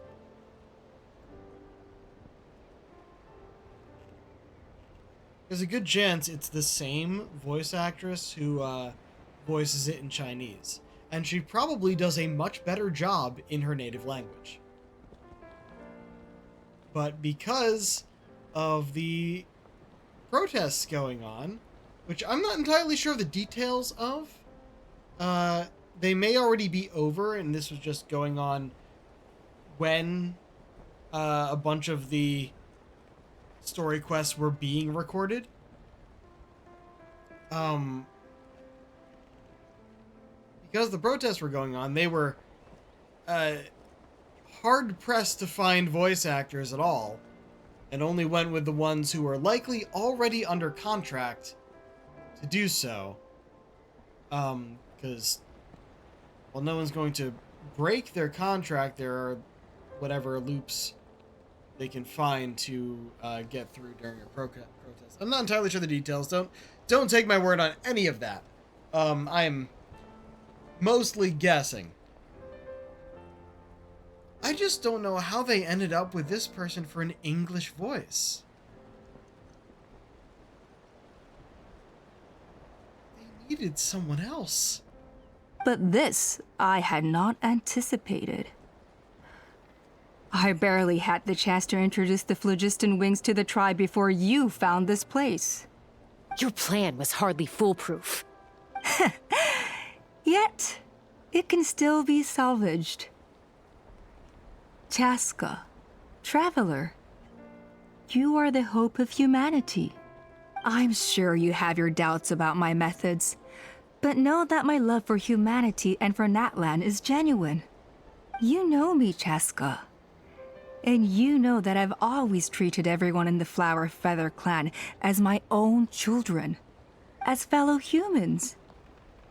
Surely you can understand my perspective. I mean, we gotta stick with what we're going with here. It's interesting that they give us different options when they never actually give us different options. It's always the illusion of choice. Wish. Alpa, Natlan doesn't belong to humans alone. And truthfully, neither do I. How many times has the Abyss invaded Natlan now? And yet despite how much stronger it is than us, Natlan still stands as a nation of humans and Saurians. Peace imposed by force will crumble in a matter of days, because social bonds are what hold a civilization together. Weren't you the one that taught me that? And yet you would break the bond we share with our Saurian companions to take more power for ourselves? That's as stupid as hacking your own arm off to use it as a club. They are wild beasts, driven purely by instinct. How could they possibly understand human social bonds? You're literally asking someone who was raised by them. Also, yes, I agree. Maybe Cucusaur instincts are not so different from ours. Because clearly, she had them fooled too. Ha! You overestimate them. They bow to the strong and shun the weak. That's all there is to it. They never gave Tepal a second glance when he was at his lowest, nor me when I returned injured from the Cinder City. It's all about survival of the fittest for them. Plain and simple. They obeyed me once I proved myself stronger than them, but the moment it serves them better, they'll abandon me in a heartbeat. You're wrong, Alpa. They only reject the wingless because they don't want to fly anyone to their death. Chaska, I will promise you this. Only the unruliest wild cucusaurs will be used for phlogiston extraction. The ones who have nothing else to offer to humanity. You took well, that's too bad. Because I know a few unruly wild cucusaurs who don't think that idea is gonna fly. Namely my mom, my sister, and me. And the others? To us, they're friends, family, even children. So if you want to put any of them in one of your cages, you're gonna have to go through us. Is that right? I knew you might be difficult to convince. Maybe this will change your mind. There's Chime.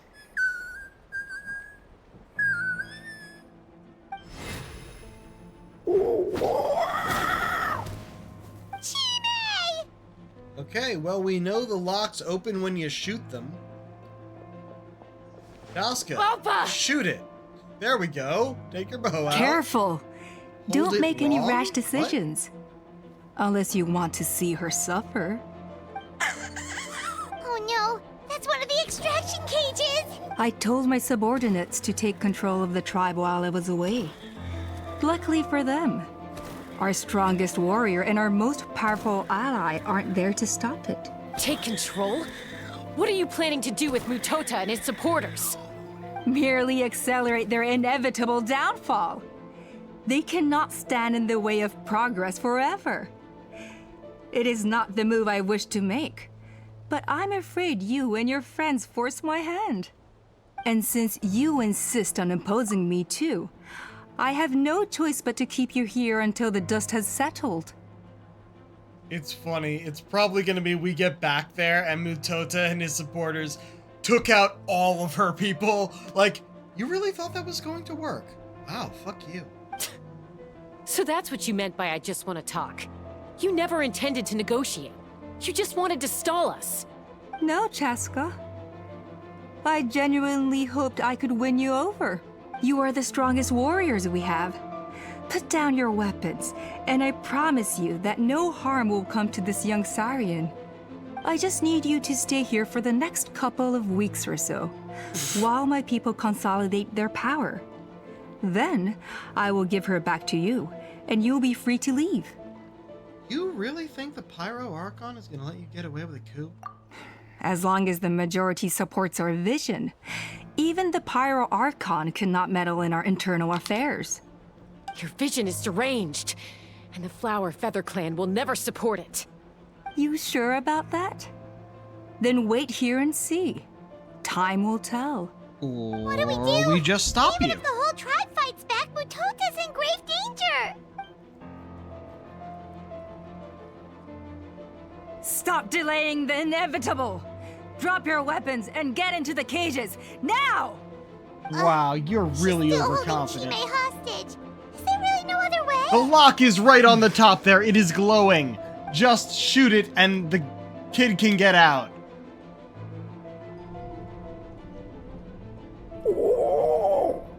So sorry, Chime. Might have to do something unmotherly. Do it, Mom. I don't want to be a burden. What kind of warrior would that make me? Koya? Huh? What are you yapping about? Stand down. Drop your weapons. Oh, fuck you. No! The relic!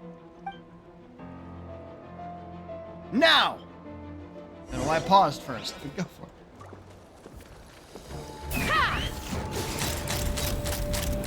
Give up, Alpa. Smash We're the sword. negotiating. Which will it be? Hey, something's up with this relic! I got it. Cool it down. Let's Open fire. Why did that work so well?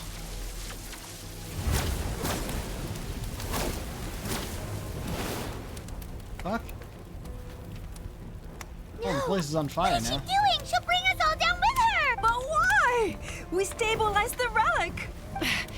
Maybe it got damaged in the fight. If we don't think of something fast, this whole workshop is gonna fall apart. No. They're directly beneath us. My beloved tribe! Leave the workshop to me. You deal with the relic. If we don't solve this problem at the source, this whole place will come crashing down. Okay,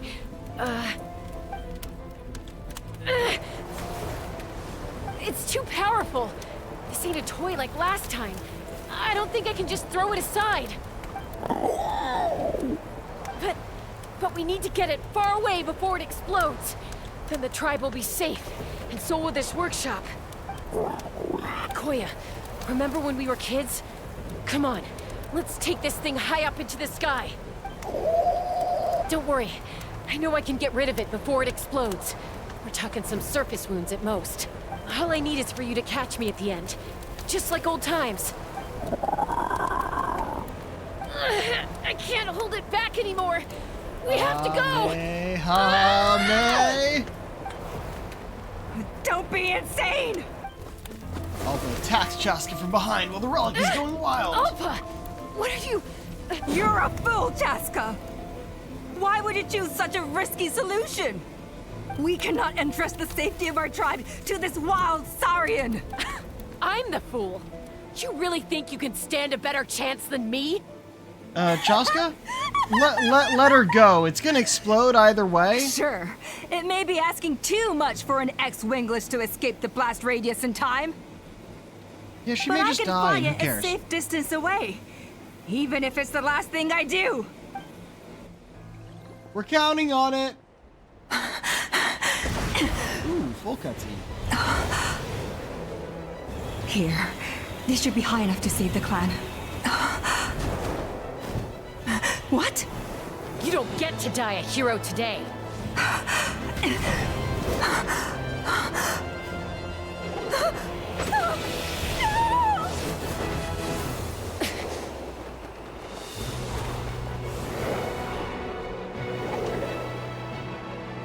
Interesting choice.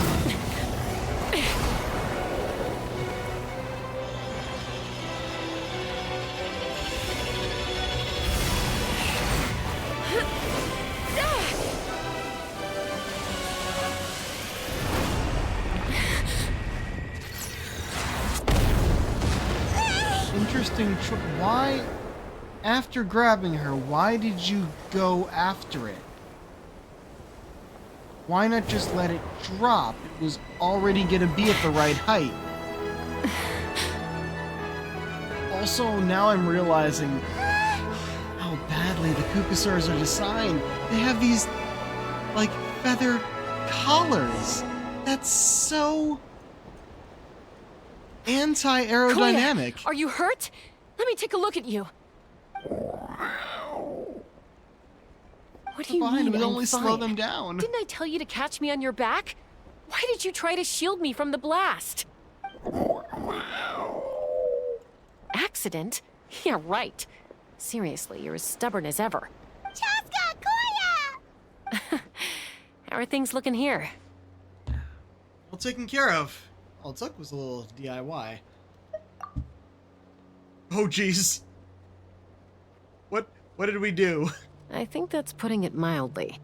I owe you one. Again. You can shoot the lock now, right? Oh, but be honest. Do you still think Kukasaurs can't form bonds? Mom, I'll figure out the refinement problem. I'll find a way.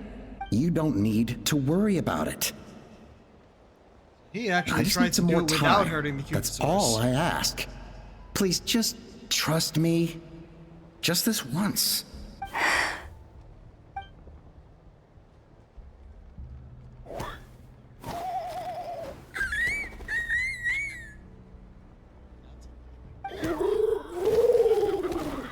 The Flower Feather Clan yield to the strong.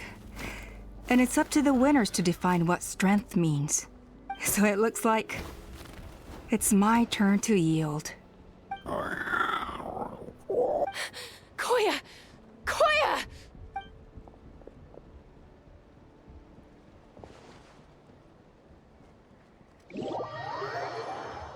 Don't worry, it's just an adrenaline crash.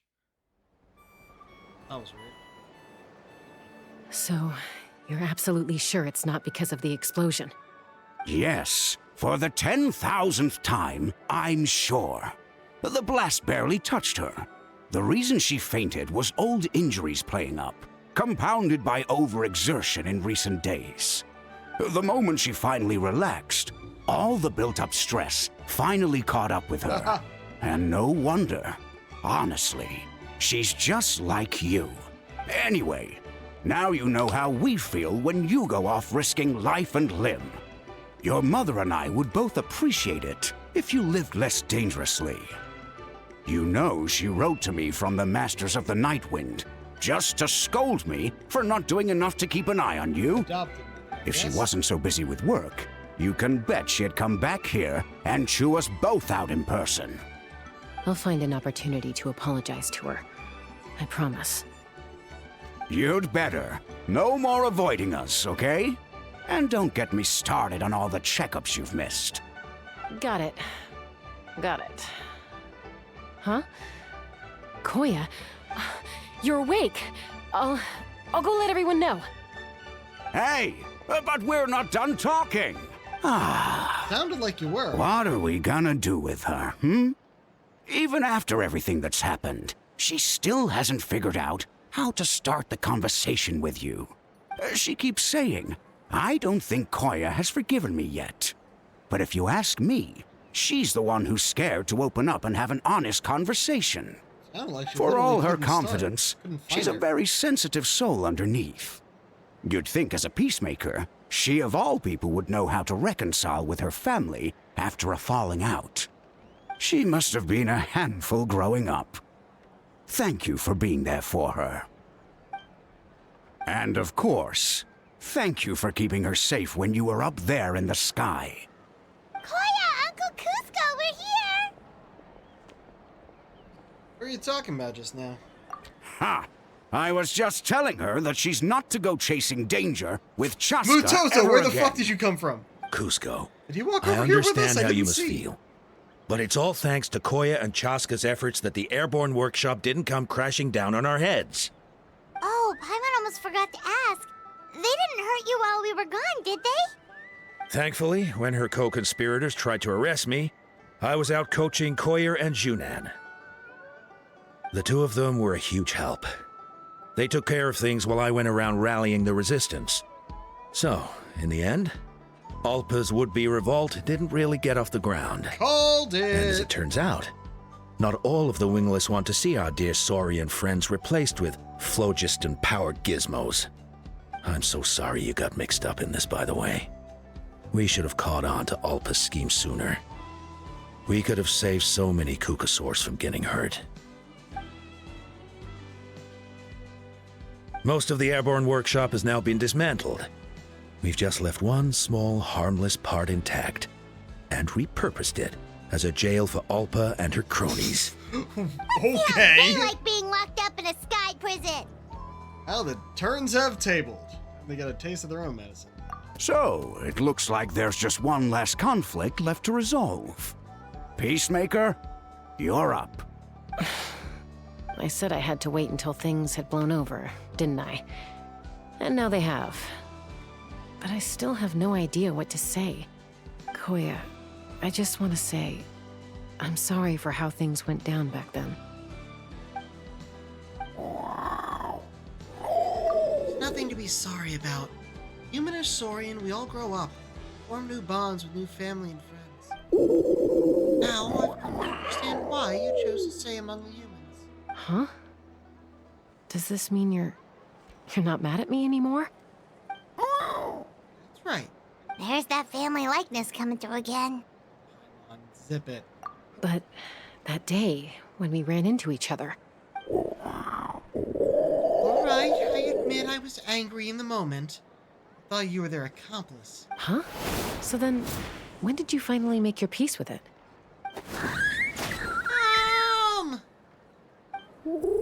Hey, slow down. Oh, it's Chime and Chimpu. They're here too. All C names. Mom, are you okay? Mom is fine, love. We're all doing well.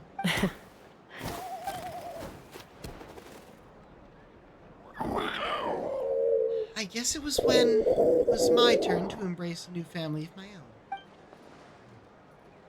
How did we understand that? We shouldn't have reacted to that at all. Guns and Wings, quest complete. Also, they slow-mode the child jumping up. Okay. Waterstones.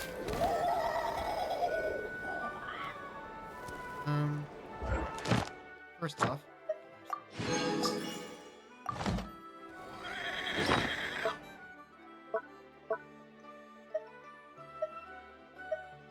Ah.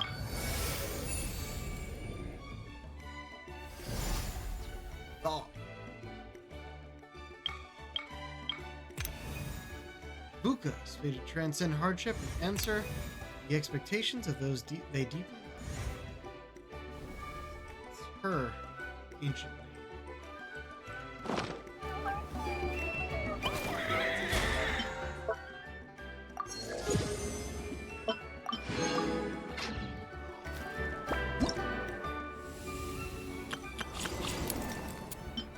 Look at this.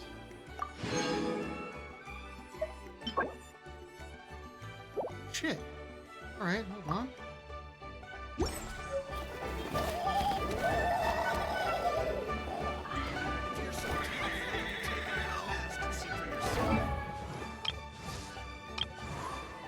Oscar, we can ascend you now. Got the stuff for it. Huh. Is that a new bullet in the chamber?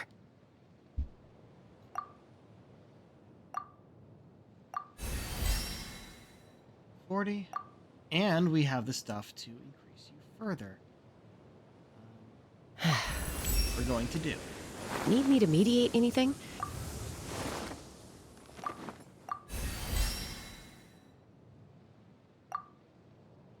Oh, it was enough to get her up twice.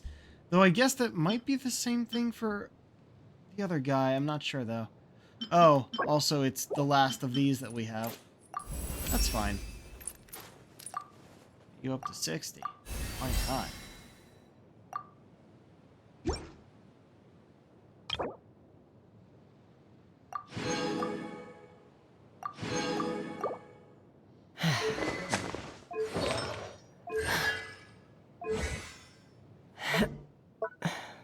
Oh, right, I can level these up now. Though only once, because I don't have enough of these.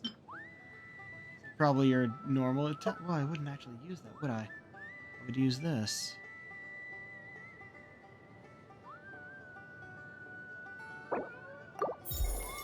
I'll find more of those fangs to level up everything else. This one we can keep going.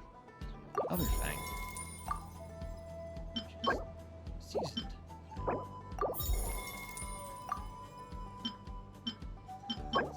Okay. Oh, we don't have the... Okay, good. We get it up to 4.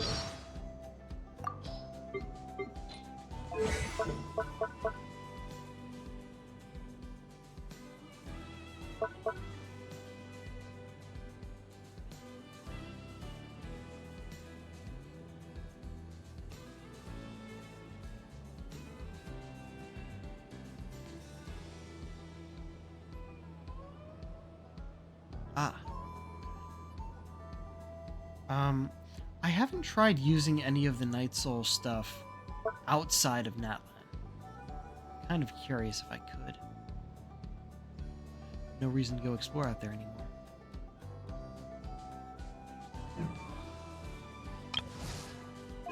Now you... Did I just use all the stuff you need? No, you need other stuff. The glowing horn shroom and the juvenile fangs. Okay. Well, that's cool. Gave us enough stuff to level her up more.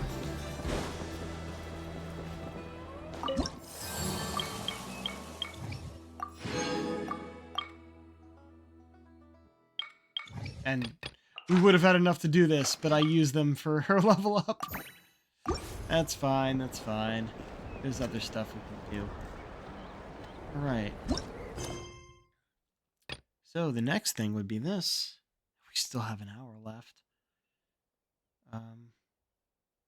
Though we could continue with the world quest. No, I think this is more important. Oh, we can't go directly there. We got it here, though, so it makes sense if we go there.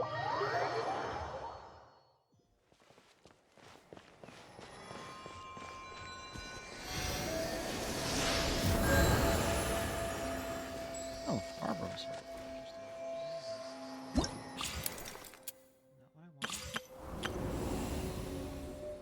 Deal with that after.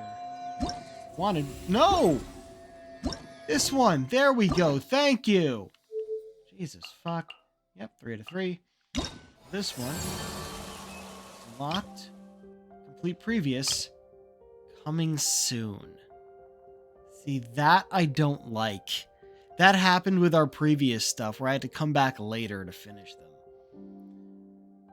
I don't know when it's going to unlock. we'll end up completing both of these, and then this will be waiting on that. So should I go and do the world quest first? And as we go through that, maybe it'll pop up another day. I don't know. We should do this first to see what happens, I guess.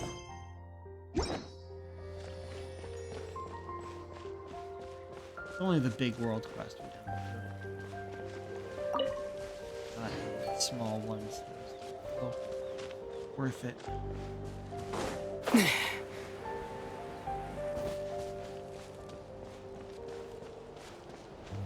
Oh, check it out! The graffiti on the wall is glowing! Masters of the Night Wind. And by the looks of it, Masters of Nightlife, too. I guess that graffiti would be growing if it was not. Dopey Dazzler, I remember you. Alright, once we finish the next graffiti piece, it's off to Frida's palette, try out new color combinations. Graffiti? Okay, so apparently, because we met her back at the arena, or was it, no, back at the Children of Echoes. I didn't realize she was from here. We're here now, and it's a local art form. It's only popular here. Huh? Feels like I've seen you somewhere before. Can't quite remember where, though.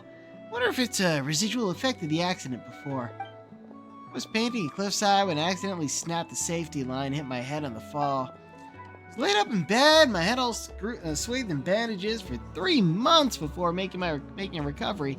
Even now, I still feel pretty dizzy. Take care of yourself. Sure. Graffiti's key, but I should probably steer clear of accidents if I want to make anything truly great, eh? Signs of the canopy really have advantages when it comes to high altitude work. Yeah, I'm so envious. Putting aside all this stuff for now, got a radiant complexion, keen senses, distinguished temperament, and unique sense of geniality.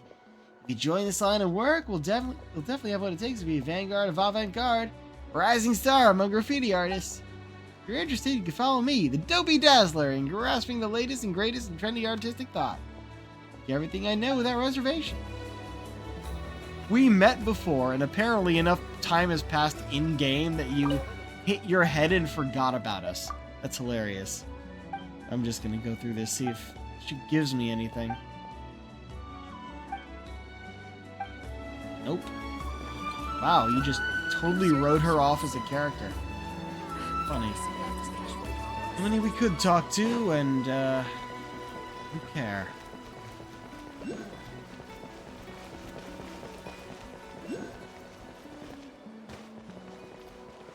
Witch Doctor?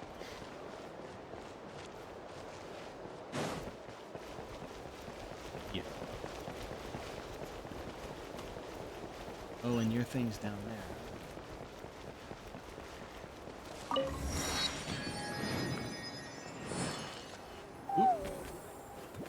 Wonder if we're allowed in here. Oh, the door opened all by itself. Taking that as a yes. Ah, the Tomisaur from earlier. It's really here. That's the one who summoned us. Then let's go introduce ourselves. A lot of stuff with Kukasaurs, now Iktomisaurs. Every clan has their own Saurian. Hello there. Okay. Probably doesn't understand what we're saying. Doesn't look like any cogs are turning in there. No, I think they understood that. Whoops, sorry. No offense intended. You there! You dare disrespect our elder?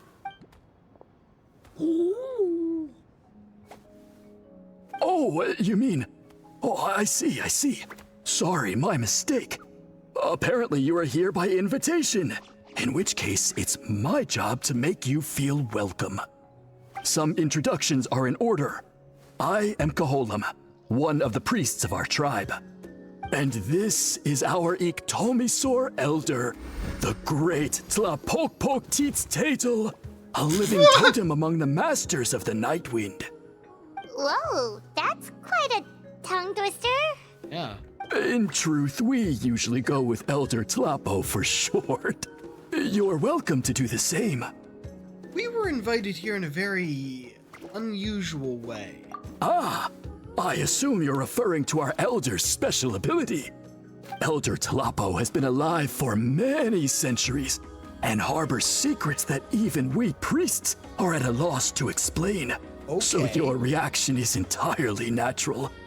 But one thing I can say for sure is that Elder Talapo has appointed the two of you to an extremely important task. For this reason, I would like to ask you to undergo a test. What? What sort of task? And what kind of test? If it's all right with you, I'll take you to see our chief. He's in a much better position to answer your questions. Yeah.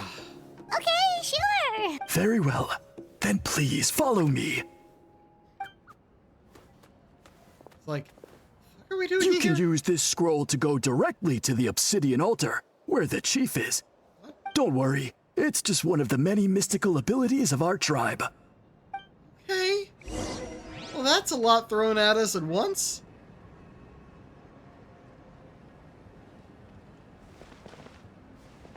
Curious. You do sell things. You sell books. Sort of. Just add it to the archive. Take what you need. Something for everyone. We only have one thing, but something for everyone. Sacrifice. Whoa! What?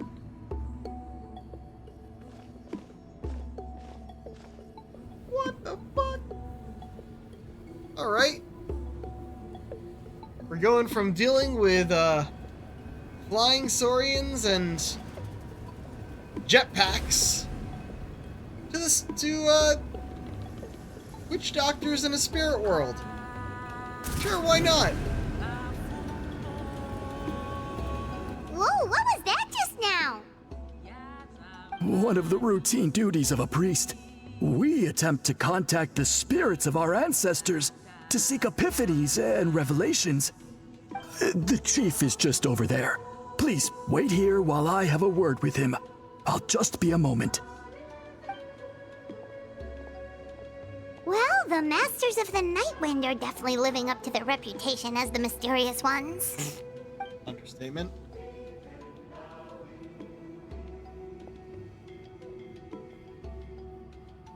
All right, I've told the chief why we're here, and now you may speak with him.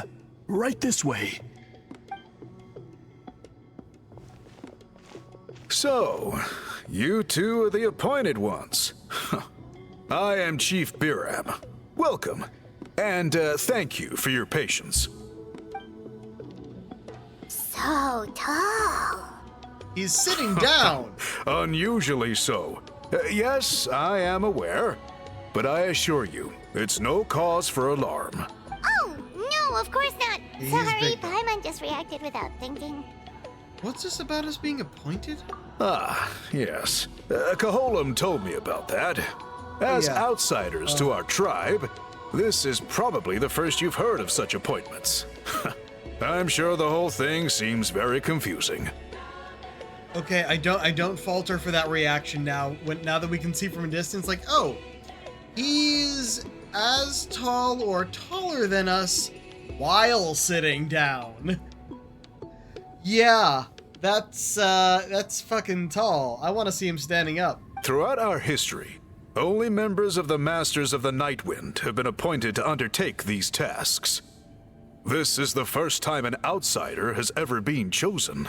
But you're the main character, so it had to be you. Allow me to explain. Our tribe has an old tradition of recording history in the form of woven scrolls. And not just our own history. We record the legends and heroic feats of all other tribes as well. It is a tradition we have observed for many centuries. We treat it as a solemn duty. However, when a major event occurs that affects all of Natlan, we record it on a different kind of scroll, used for this exact purpose. And these scrolls can only be woven by someone of the Iktomisaur Elder's choosing. When the Iktomisaur Elder senses a major change in the ley lines, it will issue a formal declaration to appoint a creator for this scroll. Whoa, so you mean... Elder Talapo sensed a ley line change quite some time ago, but had not yet designated the scroll weavers until you arrived. Okay, but just so you're aware, we don't know the first thing about weaving scrolls. As a matter of fact, that does not surprise me at all. How come? In the 200 years that Elder Talapo has held this position, none of the appointed ones have ever been experienced scroll weavers. Does that mean 200 years of major historical events have gone unrecorded? No. They all submitted scrolls in time, yet each of them claimed it was not their own work, but a gift from the spirits. Man, this tribe gets more mysterious by the second. Yes, well, that is the part that troubles me. The notion that we have to rely on esoteric things like gifts from the spirits to record historical events of such great importance. It is unsettling. Huh. That's pretty surprising to hear, coming from the chief of this tribe. I can imagine. You probably see the Masters of the Night Wind as a people shrouded in mystery, who pride ourselves on our arcane practices. But I am something of an exception. I may be the chief, but when it comes to our traditions, I'm in fact a proponent of change and reform. I have dedicated my energies to deciphering the many mysteries of our tribe. In doing so, I hope to establish clearer rules that will help sustain our traditions in the future. Wow, that sounds great! So have you figured out the mystery of the gift from the spirits? She's like, yeah, I'm the guy in charge, and I know we have a lot of traditions that we've been doing for centuries, but I want to find out why. Like, what makes up each of these traditions and make it necessary? Only then will it actually be necessary. Once we understand what we're actually doing, then we'll continue. Sadly not.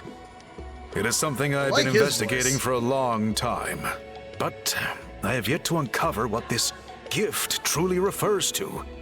Only a small handful of events over the years have been recorded on these special scrolls, with decades between each one. And by the time the next scroll weaver is appointed, my time as chief will be long gone. I will not be in a position to investigate as thoroughly. So... I can teach someone else to investigate as I do. While I haven't gotten to the bottom of the matter, I have made some progress. But the only way I can develop my theories further is with the cooperation of the appointed ones. And that's why you want to put us through this test. Precisely. It's nothing to be worried about. Simply a means of validating my current hypothesis. It shouldn't take you long, nor will it put you in any danger. Right, so what does it involve exactly? I can explain everything in detail when we get to the site of the test. But first, please wait a moment while I change out of the soul-shielding cloak. This garb is one of our important cultural relics, handed down by generations of chiefs. It is only to be worn when conducting certain ceremonies. Oh! Moves his cloak, carefully hands it to a priest for safekeeping. Please, But he kept the follow headpiece me. on. We gave him this elaborate outfit, but we didn't model it moving. So Do we you have see to the put him in a scroll? standard outfit. If you touch it, Holy you will shit, enter you're a tall. hidden space. Today's test is We're lower quite than simply his crotch. to find a way to escape that space. That's it? I assure you, it's not as easy as it sounds. If you cannot find your own way out, I will of course intervene to bring you back here.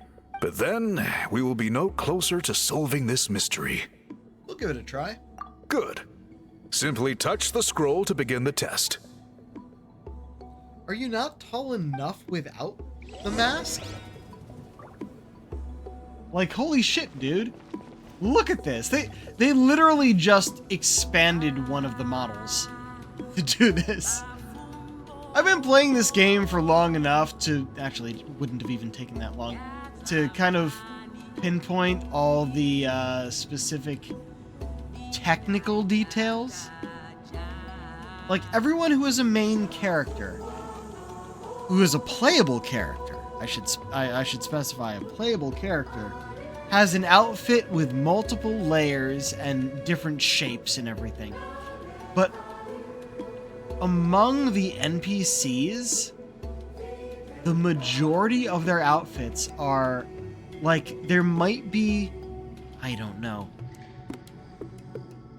2 or 3 variations per body type. No. Like 2 or 3 variations for the standard adult body type for each nation. Then there is one design for an old person and one design for a kid, for a child. And on each of those designs, they can, well, on each of those models, they can put different textures as designs, which is why, as you look at this guy here, you can tell his shirt and his pants are the same. It just flows from one to the other. It's just a texture map put on that model. Even with his sleeves there, and you can see this in some of the, like, robes and pants and sleeves of other nations as well. Just solid. It's a texture map to make it look like there's a shadow, but it's just flat at one point. Like if someone in Sumeru, I remember the name, who mostly wear long cloaks or long almost dresses, robes, there's the word. If they fall down and you see where their legs are, like where this guy's pants go to his calves, around there or lower, it's just flat. It's just flat, and there are feet coming out of it. There might be a skeleton modeled inside there for it to move like a human, but it's still a very simple model. Like this guy, if we look at it this way, he has that crystal necklace, but the rest of the necklace is flat. It's just a texture map. His headpiece is unique, but he's also a very unique character, even if it is just a normal person expanded. I notice all of these details with how long I've been playing it. Don't even get me started on the conversation animations. Every NPC, every character, not even the playable characters, every character has a specific set of animations. There's like the one arm across and the other one up. There's the crossed arms. There's leaning back in surprise. There's all the different emotes that are all exactly the same across everyone with the same facial, the same body configuration. There's also like a set number of body configurations. You'll see it with playable characters. Like we have small person, small person, small person, tall person, small person, tall person, small person, tall person, small person, tall person, small person, small person, tall person. Oh, I guess you're a small person. Small, small, kid, tall, small, small, tall, tall, tall, small, small, small, kid, small, small, tall, small, tall, small, small, small, small, tall, tall, small, small, kid, small, tall, kid, small, small, tall, small, small, small, small, small, tall, kid, small, small, tall, kid, small, tall, small, tall, small, small, small, tall. We're back to the beginning. There are 3 configurations, 1 for each gender. Well, 3 configurations for each gender. There's tall, small, and kid for each gender. I think of all the playable characters, the kid configuration only happens with girls. So far, at least. Like, I can analyze the way this game is put together with how long I've played it. Didn't even take that long. I would have realized after about a week, less. Whoa, They we make really it rather did get obvious. teleported. Well, where's the way out? It seems like this place is completely sealed off. Doesn't look like there's an exit anywhere. Let's take a look around and see what we can find.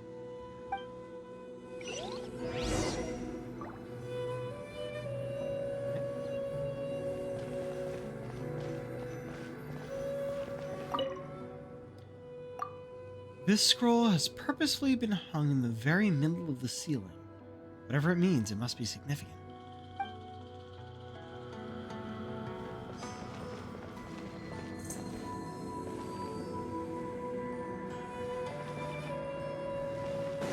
What's over here?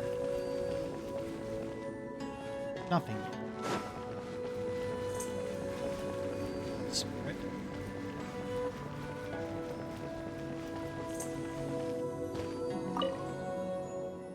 There's some sort of machine here, probably used for weaving. Alright, so we found the Loom clan.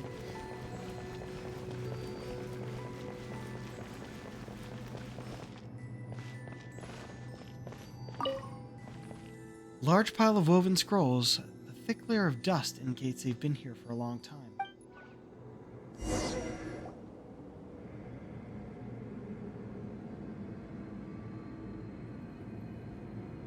There are so many woven scrolls here. Paimon remembers seeing some of them before in other tribes. They seem to record historical events. This one really stands out from the rest. For starters, it's the biggest of them all. Wonder what story it tells. Colors are very distinctive, too. Yeah, you're right. Oh. Over there, something just flashed. Traveler, did you catch that? That's how we get out. By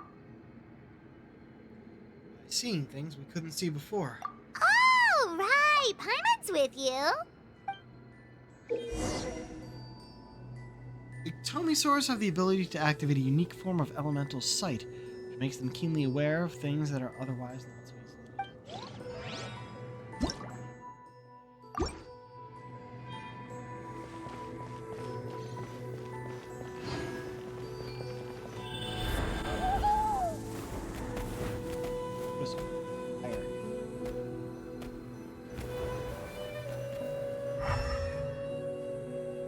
Uh-huh.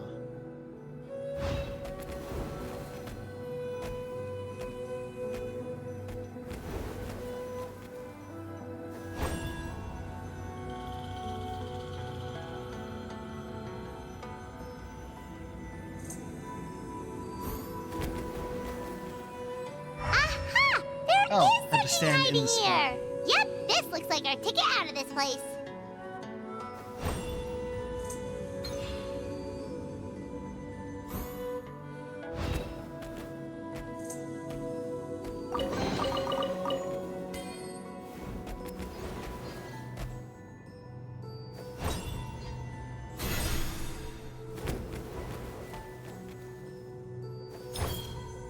Ah, that's how I do it.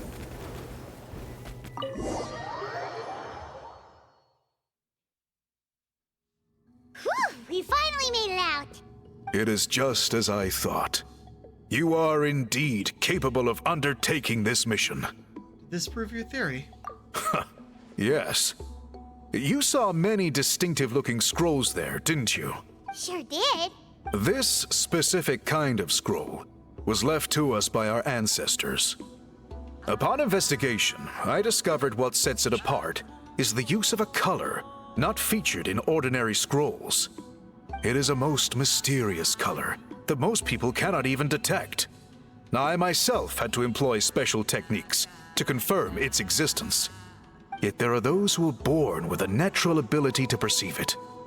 And that is why I wanted to test you. You mean... That space you just entered was an exhibition room for storing this variety of woven scrolls. Centuries ago, a great shaman by the name of Huitzilin put in place a security measure so that anyone who entered the room without permission will become trapped inside. It exists to this day. And although I have not managed to decipher how it works, I have at least found out how to turn it on and off. Once someone is trapped inside, it is all but impossible for them to escape without outside help. Unless they share the great shaman's ability to perceive that strange color. I think I know what you mean. I did see a certain color. Clearly, you must have this ability, which leads me to believe that our Ictomisaur Elder can sense this ability in people, and that it appoints a scroll weaver on this basis. Another secret power? Traveler, you are full of mysteries. It's not a... You already know I can... Whatever the word is for getting inside it. For becoming a Saurian. That's the power. Still, having this ability Same power, doesn't nothing change new. the fact that neither of us know where to start with weaving a scroll. Don't worry about that. The method for weaving this kind of scroll appears to be largely the same as for an ordinary scroll. The main difference is in the dye that gives it its unique color. If my suspicions are correct, this dye is the key to weaving the scroll, and your special ability is the key to obtaining it. The dyeing process is also a little different from the norm, but I don't anticipate any major issues there. As long as you two can source the dye itself, I can assist with the application. Cool! We'll follow your lead. Great! Then please use your abilities to source the necessary ingredients. And in the meantime, I will have someone prepare some fabric for test dyeing. We'll make a few sample pieces to test out my hypothesis. And if that goes well, we can begin the scroll in earnest. If you agree to help, you can expect to be handsomely rewarded once this is all over. So, what are your thoughts? I think with the ability to help comes the responsibility to do so. Agreed, especially if there's a reward in it. What is the reward, by the way? Is it food? Paimon hopes it's food. Given the stakes involved for our tribe, I was thinking a substantial sum of mora would be appropriate. Surely that would be preferable to just a free meal. Mora works too. Anyway, how do we go about finding these ingredients? Are we supposed to just keep walking around? Thankfully not. I've already identified a location where I suspect they may be found. And I've arranged for someone to guide you there. Your guide is waiting just outside. You can set off at your leisure. Calling from the Masters of the Night Wind. I realized something while that was going on. I forgot to do something, and it's too late for me to do it.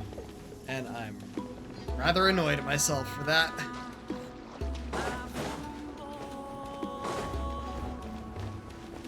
Come on. Here we go. Wait, part 1's already done? Okay, so that was the end of part 1. Now we're on to part 2.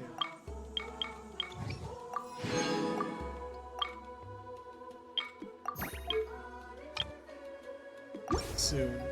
We're gonna end up finishing this today, aren't we? Okay. Man, it is very blue and purple here. Hello! Lovely. Ceremonial site lost in night's dim light. Are you... Nope, you're gone. That's how we got in here. Continue this way. It's where we need to be. Oh, it is a guy. I was expecting it to be an Ectomosaur, to be honest. I take it you're the ones appointed by Elder Talapo? This sounds like the same voice actor as a chief, just doing a deeper voice. And that is hilarious to me. Yep. And you are? Call me Toltec. The chief asked me to be your guide for the day. His messengers already filled me in on the situation. So just follow me. Legendary.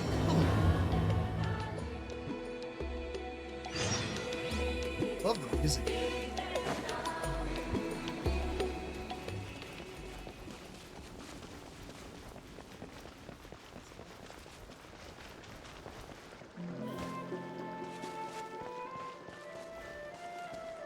Really?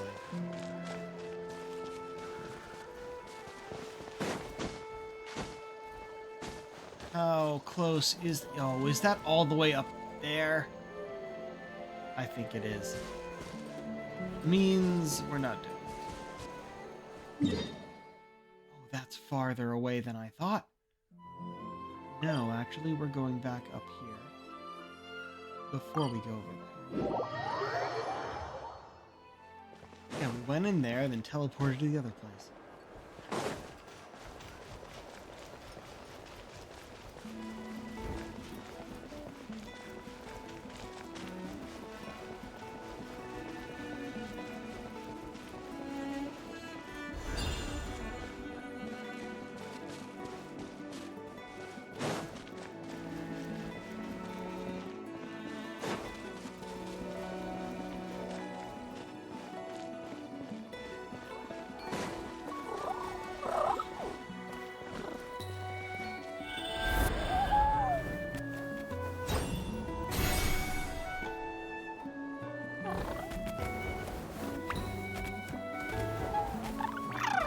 That is,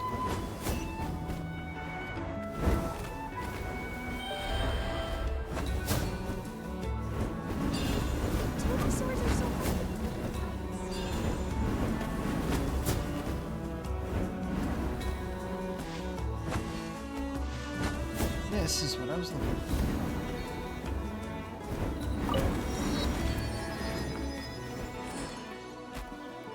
Hello. Wasn't expecting that. Right.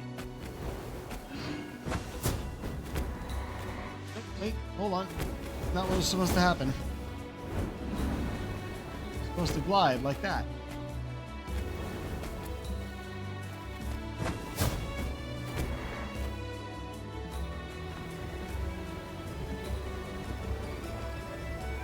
See how far this gets us.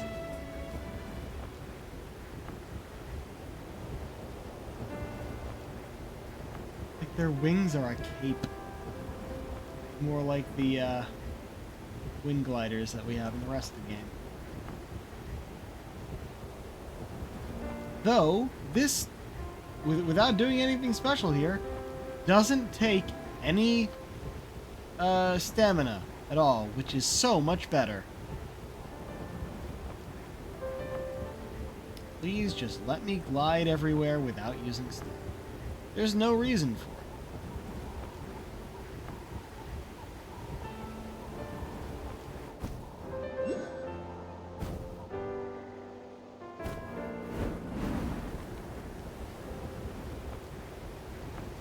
There it is.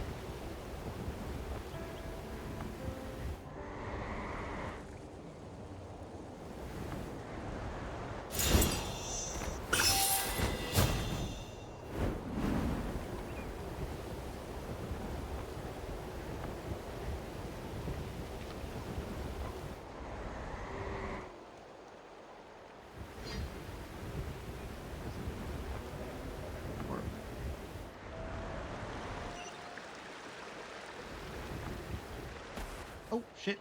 So the guy is somewhere in this cave, huh? This is as far as I can take you. Only the appointed ones may proceed from here. Oh, why's that? Kind of a long story. Apparently, there's a certain fruit that grows in this cave, the juice of which can be processed to make an excellent dye. Many years ago, our ancestors set out to make a series of ambitious works of graffiti art. They selected this cave to make them in, presumably due to the availability of the dye. However, they didn't want anyone to see their work before it was completed, and so they sealed off the entrance to control access. Huh. To bypass the seal, you have to have mastered the art of color perception, or something like that. Oh, right. The strange thing is, our ancestors never removed the seal, even after they finished the graffiti art. Since it was sealed off, the only person who's been inside is the great shaman, Huitzilin, and that was 300 years ago. According to her, the artwork tells the story of a hero by the name of Kuntur. But I digress. Sorry, I'm a big fan of graffiti artwork. Once I get talking, I can— So you're sure you don't want to come with us? I'll pass. I tried to get in once, but the seal blocked my way. I tried getting my Iktomi to clear it with its powers, but even that didn't work. I guess it's supposed to be a test left there by our ancestors. If you don't pass the test, you're not worthy of viewing their works of art. Aww. Don't worry about me, though. I wouldn't be joining you this time even if I was able to get in. Unlike our chief, I don't have the guts to challenge our traditions. This task is specifically appointed to someone by the Iktomi Elder. Who knows what bad things might happen if I got involved? Fair enough. All right, we'll try not to take too long.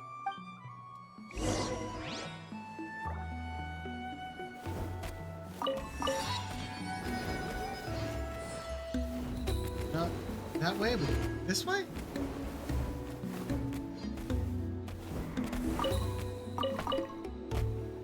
But we're staying as this guy just in case.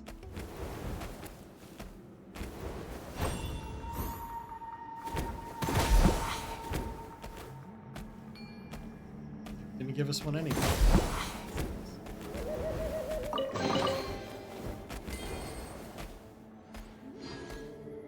Looks like there's no way past. Maybe try the same thing as before?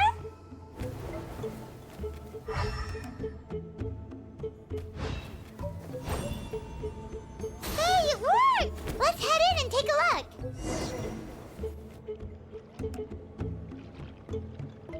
This should be the place. That fruit Toltec mentioned should be the one on the wall, right? Now, the only question is, which ones do we pick? This is probably where my special ability the chief mentioned comes in. Well, go ahead, try it out.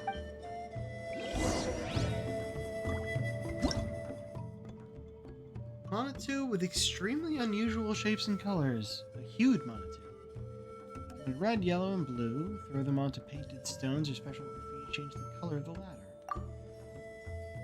If you pick up two hued Monotoo with different colors at the same time, they will mix. Okay.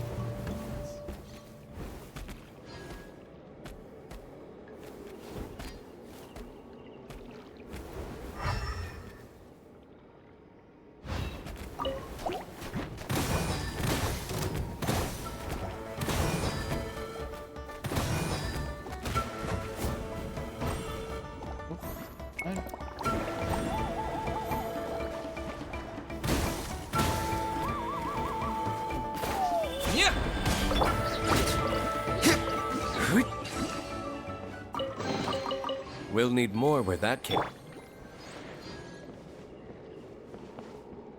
So I'm seeing red and yellow.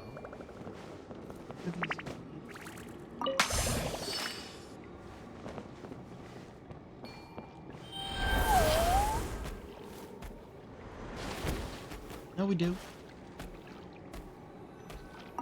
Fish there.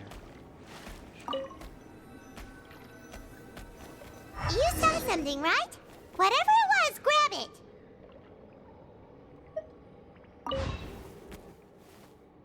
Legible notes.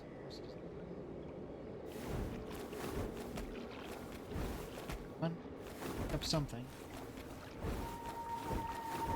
Nope, stop moving. Picked up something. Dye samples.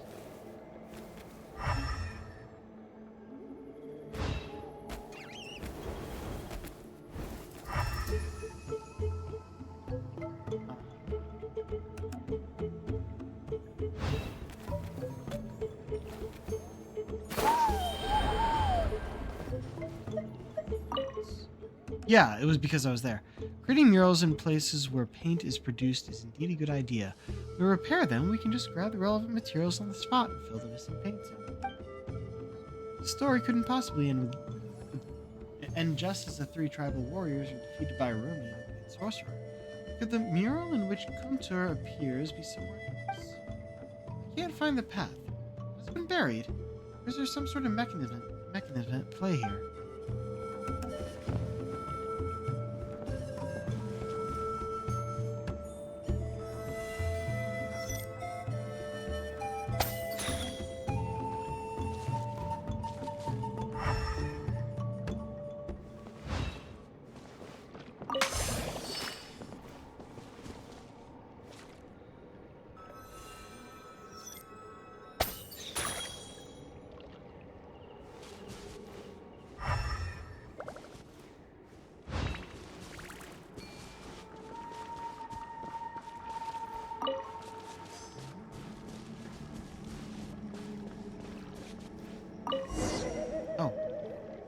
These guys' ancestors made some real works of art here. Didn't finish. But based on what we've seen so far, it seems like there should be more to the story. Do you think maybe there's more artwork further inside? Seems kind of strange. We can go take a look if you want. Oh, no need. Paimon was just thinking aloud. Toltek's waiting for us, and we have a job to do. So maybe it's best if we head out now. Let's head back and meet up with Toltek. Let me move. Good.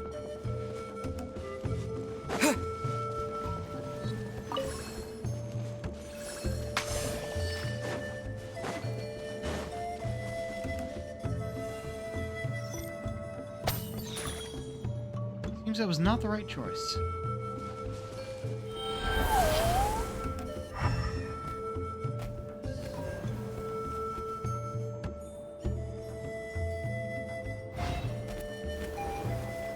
Oh wait, no, they're around us. Hold on. That one there is that shape. You're blue. That was right.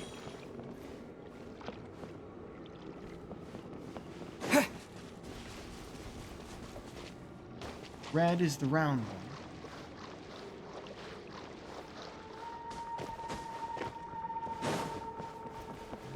Yep, and yellow is that one. These were around us.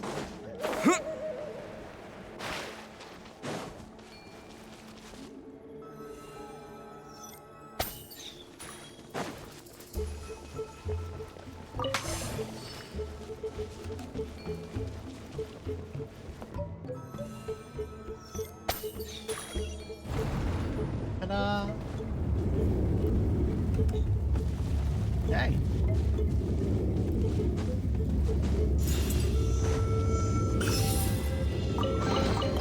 A reward on the road.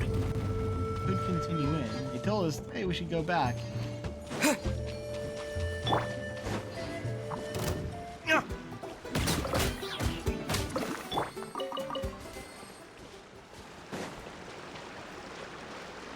Nope, nothing behind the waterfall. Fail me.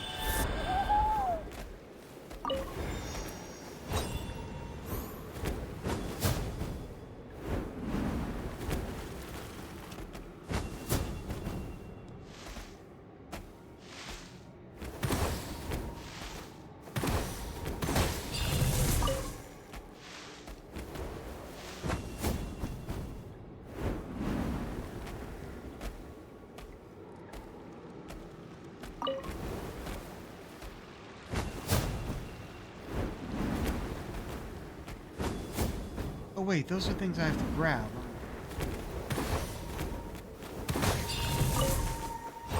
That. Still don't know what it does.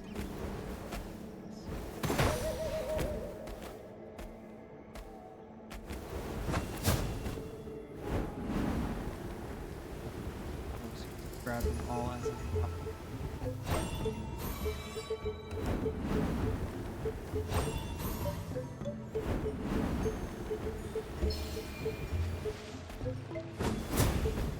Oh, that way.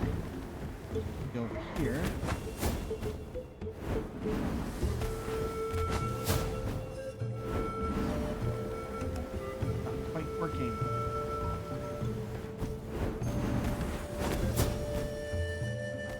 go.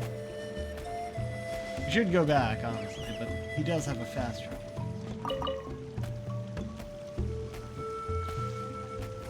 Oh. Oh.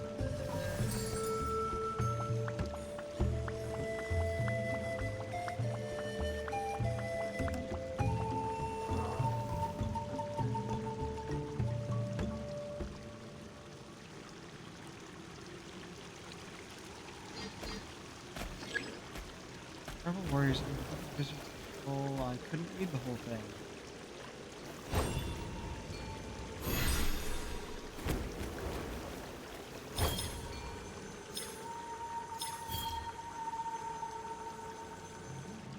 All right, let's finish this fast.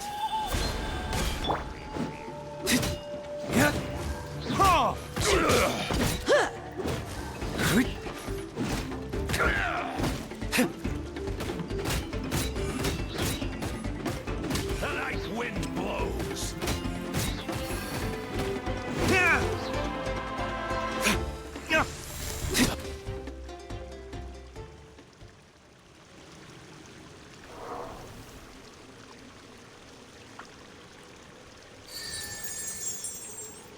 Oh. Gone? They're gone. Okay. Take it. Oh. Red, blue, green, yellow. In that order.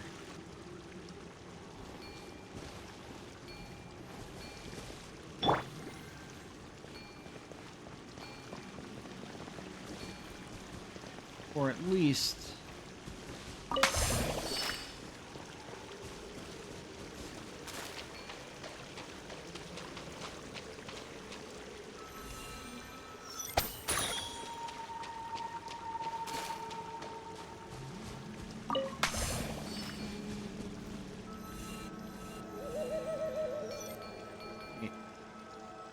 I'm only seeing 3 of these.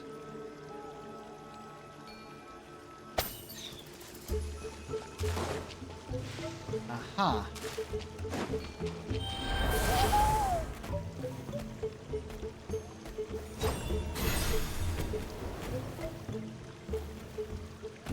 That was already red. Oh, that's where it's supposed to go.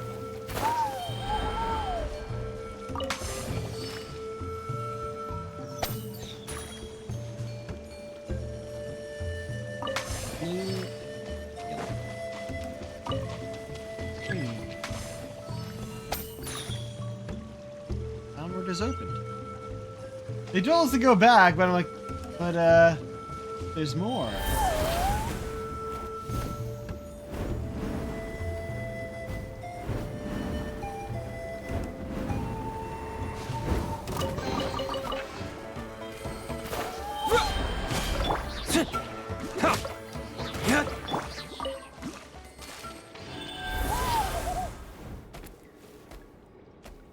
Why didn't they send us through here for the quest? Far from this. Else, I guess. Story recorded.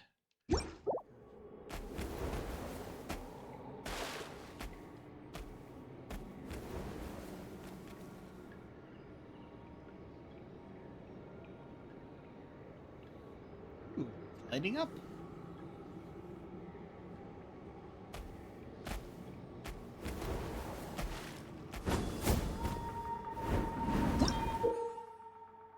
Kunter and Rumi. It appears to be a special-looking monitor that was born with the wall painting, illuminating the images of the hero Kunter by the wicked wizard Rumi. Press to create illusory wind currents at corresponding locations on the mural. Use them to help Kunter avoid obstacles and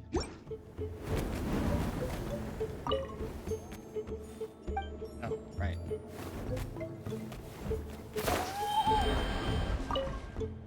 Alright.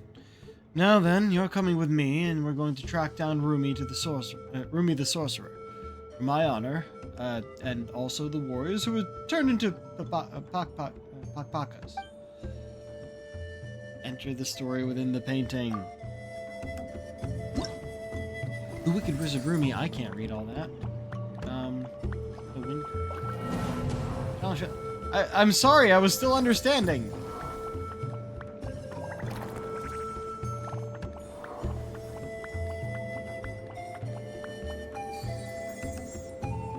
Transform to brown. Okay, sure.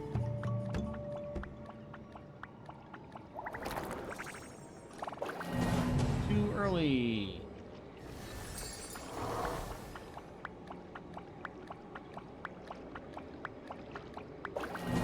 What? Hey, I hit the button.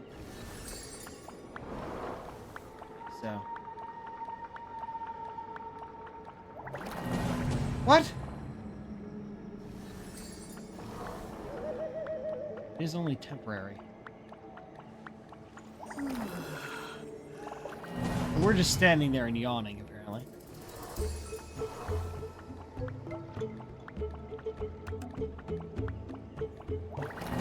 What? What the fuck?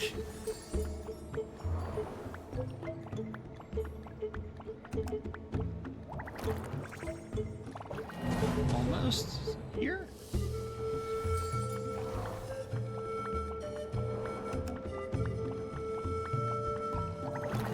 What?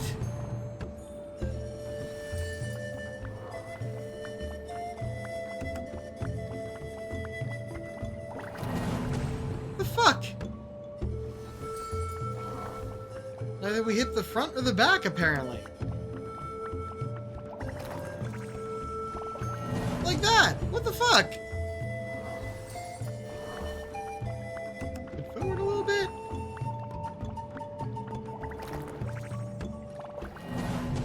How is it still a death?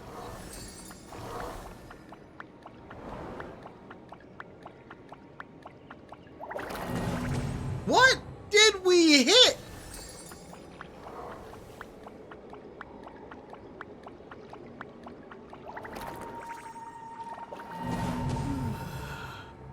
What about this makes any fucking sense?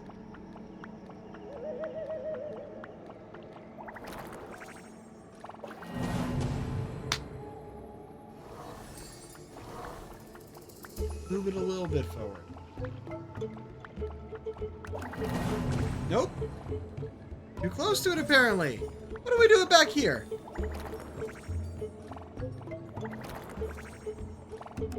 Oh, we can keep bouncing him.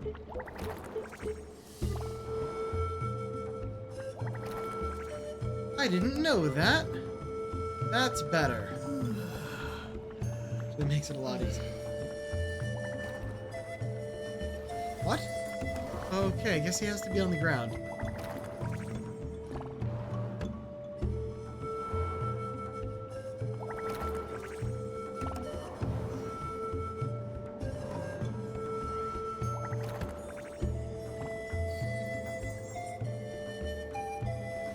There's a story here, but we can't fucking keep track of it.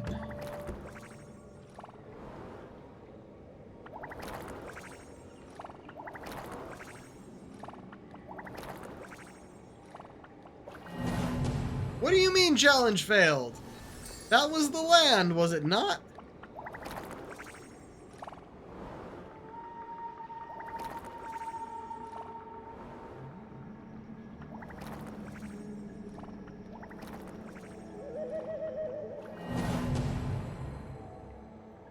Okay, I thought he had to land on the ground before we let him go.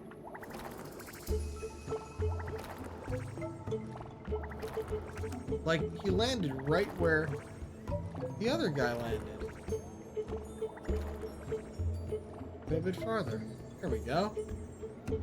Bird. Great. Yeah.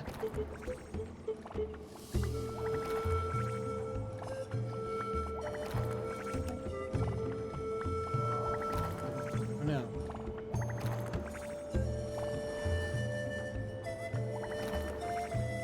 We've glitched it.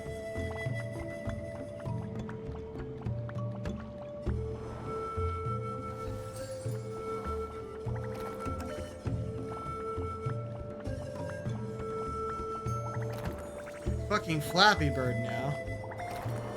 Land.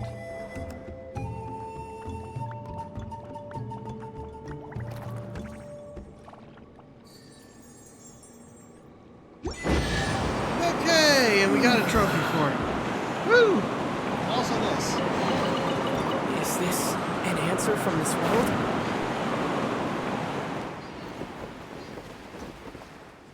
We left the Tommy so behind. Oh, we got the story. Rumi was in it. Okay, and this leads out here. The Kukasaur. Amazing. Where the fuck are we? What? Wait, no, hold on. What? Where are we? How do I get to my character? Oh, wait. Oh, okay, we're here. Actually, get to...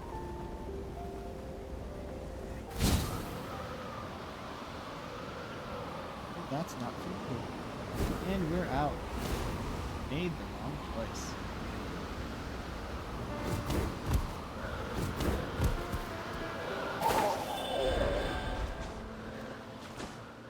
Don't need to this way. You can have an sword to actually use these. This is probably a bad way to do it. We should just fast travel, but I'm gonna find anyway.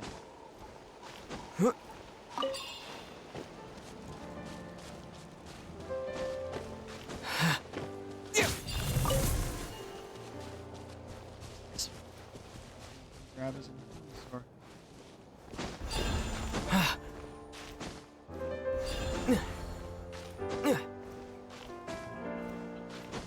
Kukasaur would not have been able to get us up here any faster.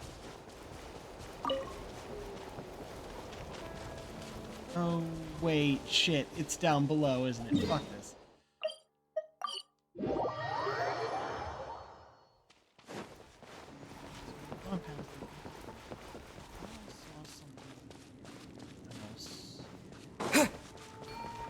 Egg. Hello? Didn't see this.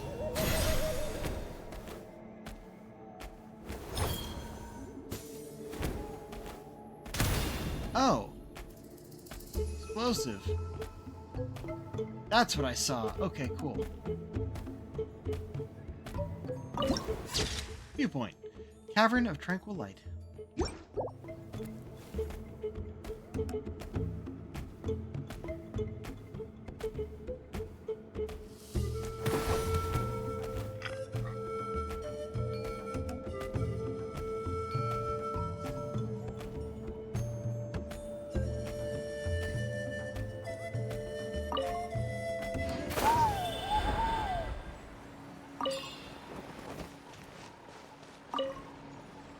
Hey! We're back, and we found the ingredients for the dye! Sounds like you made it through the seal then. Our Iktomisaur Elder was right about you. It's getting late. Follow me. I'll take us back.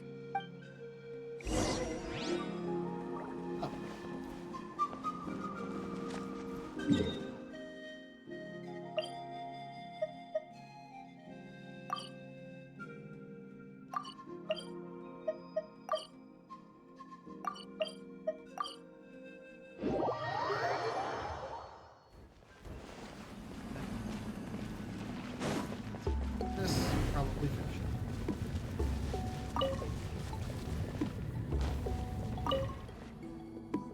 Toltec has updated me on your progress. Well done. I appreciate your efforts. Sure thing! Here's the stuff for the dye.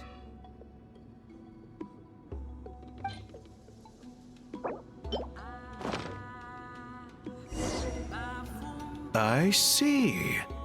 Yes. This is certainly a very different substance from typical dyes. Okay, now let's try our hand at making some samples. The fabric is ready for testing. Got it! Please come with me.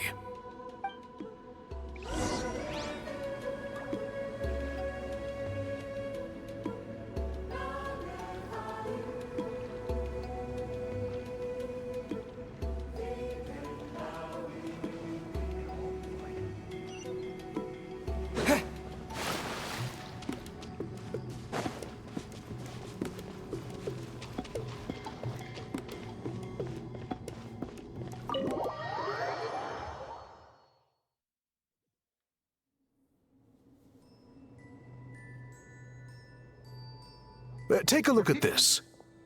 It's a woven scroll made by one of our ancestors.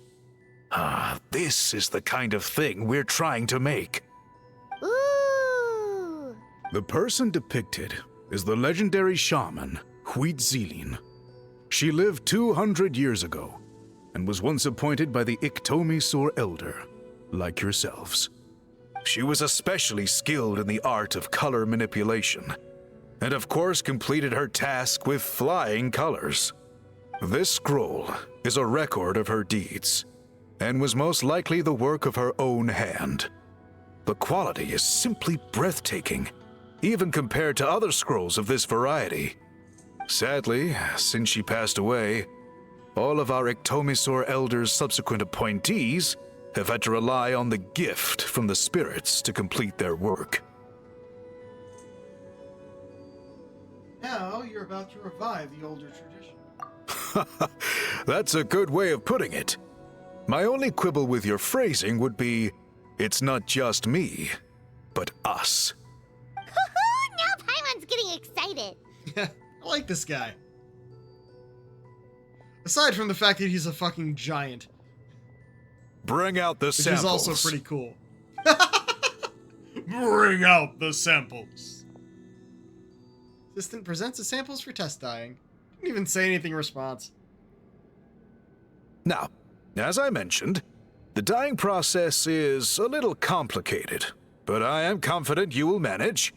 Just make sure to follow my instructions carefully. Will do. Let's get started. The pattern has already been sketched out on the sample, so you just need to dye each block with the correct color. But you'll need to wait for the dye to fully soak in between each step to make sure the colors don't run. Mini game or just this? Dye the fabric as instructed. It's just this.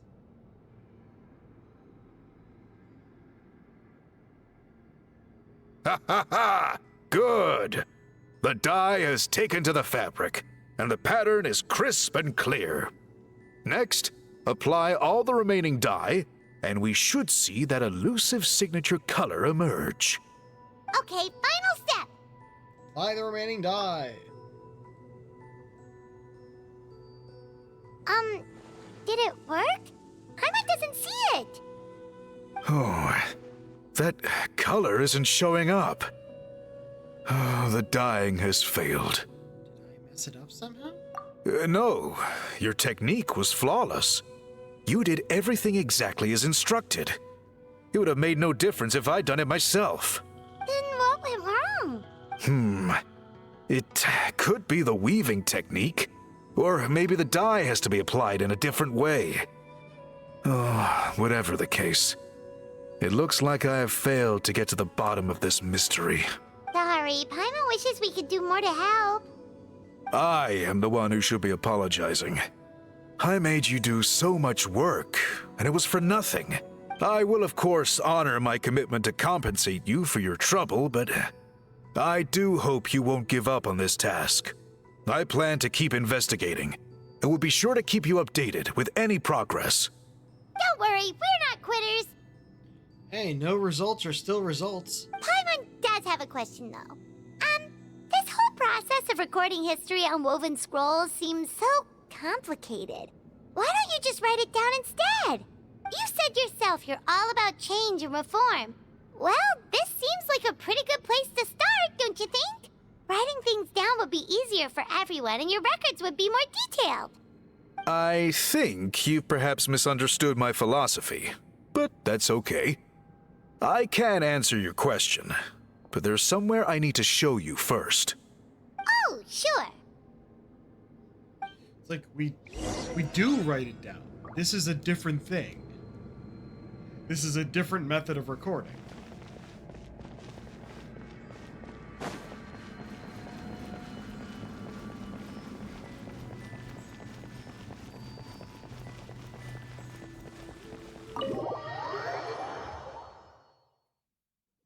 How are there other people in there, though? They need assistance getting out?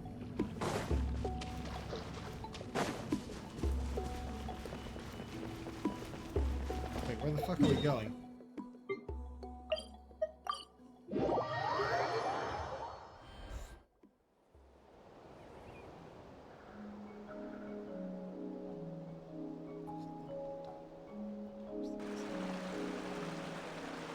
Whew. Look at this view. What do you think? It's gorgeous! Now, try looking a little further. Whoa, that graffiti! In all the years since the founding of our tribe, those colors have been with us every step of the way. Hold on, what are you looking at? This view, we're standing up there, up top. What are you looking at, Paimon? It is true that I seek to bring new life to this ancient sense. tribe through change and reform. But I also understand there are certain foundational things that we cannot afford to throw away. The foremost of these is the way we record our history. Oh, that makes sense. Okay. Since the very beginnings, our tribe has always sought to bring color to history. And I have a deep sense that this is one part of our heritage that we should not give up. So, whatever it takes, I must find a way for us to continue producing our traditional woven scrolls. You're completely right. I'm sorry for what she said earlier. It was out of line. It's quite all right. I'm just grateful you're able to understand where I'm coming from. We're committed to helping you solve this. Then let us hope that when we next meet, we succeed in reviving this tradition. Very color complete. To be continued. When? Tell us when.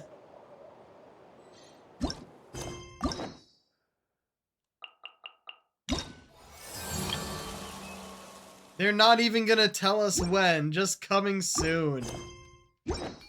Rude.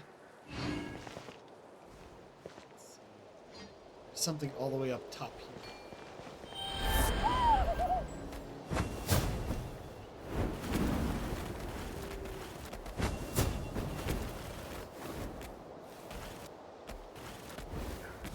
Come on.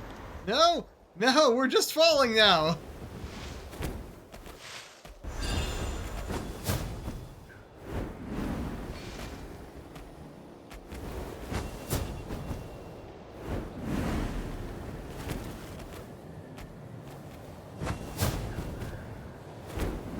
There we go.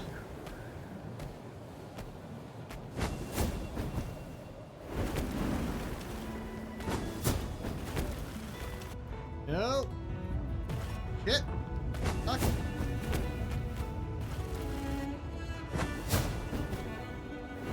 Make sure not to hold forward when we do the launch. Now we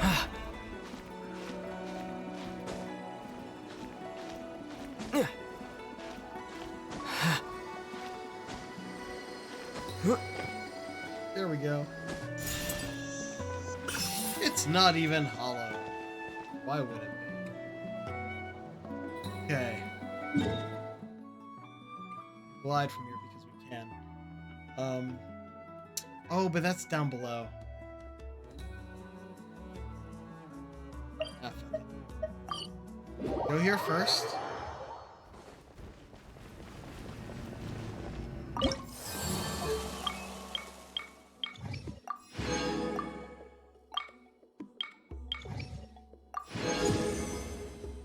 Two. Or to one, actually.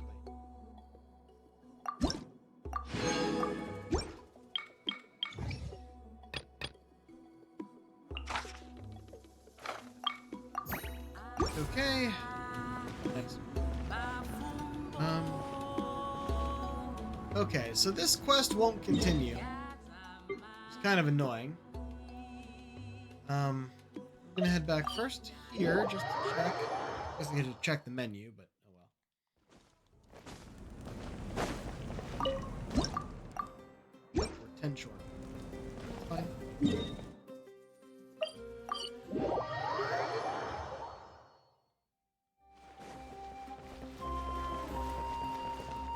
Ad Astra.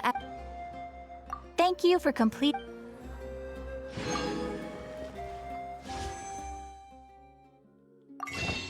900.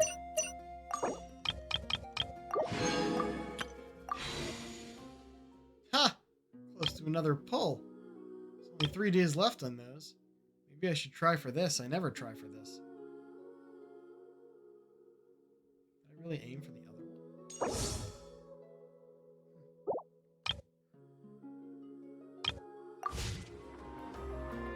Alright, well, that will be it for tonight. Now, that would be a point in which I could say, oh, we're done with this for now, we'll come back later. But there's also this. I haven't read the letter of appeal yet, so the quest hasn't shown up. There's only 9 days left on it. If we do this on stream for once, this is it's an event quest that is very likely to be voiced. And those I always wish I can do on stream because they usually have a pretty cool ending. So we'll actually get the chance to do that this time. That's what we'll be doing tomorrow. I'll figure out what we're doing after this round of Genshin soon enough. We may be heading back to Astrobot to do some of the speed runs or whatever else they added in. There was a bunch of DLC drops that were like the ones that we tried out beforehand that went a little too quickly. That might be okay to do on a weekday, not really on a weekend. We'll figure out what's going on. I don't actually know what game we're playing next. I haven't really thought about it because I was so excited about the game we were playing. But for now, we're going to find out who we can raid. Ooh. Oh yeah, it's Friday. Let's send y'all to the Weary 101. Bar is open. I see Taka there with 2 people I don't recognize. Raina Vars? Wait, Raina Vars Jr. Okay. So I'll send y'all over that way. And until next time, this is the Pirate King, signing off. Have a good night.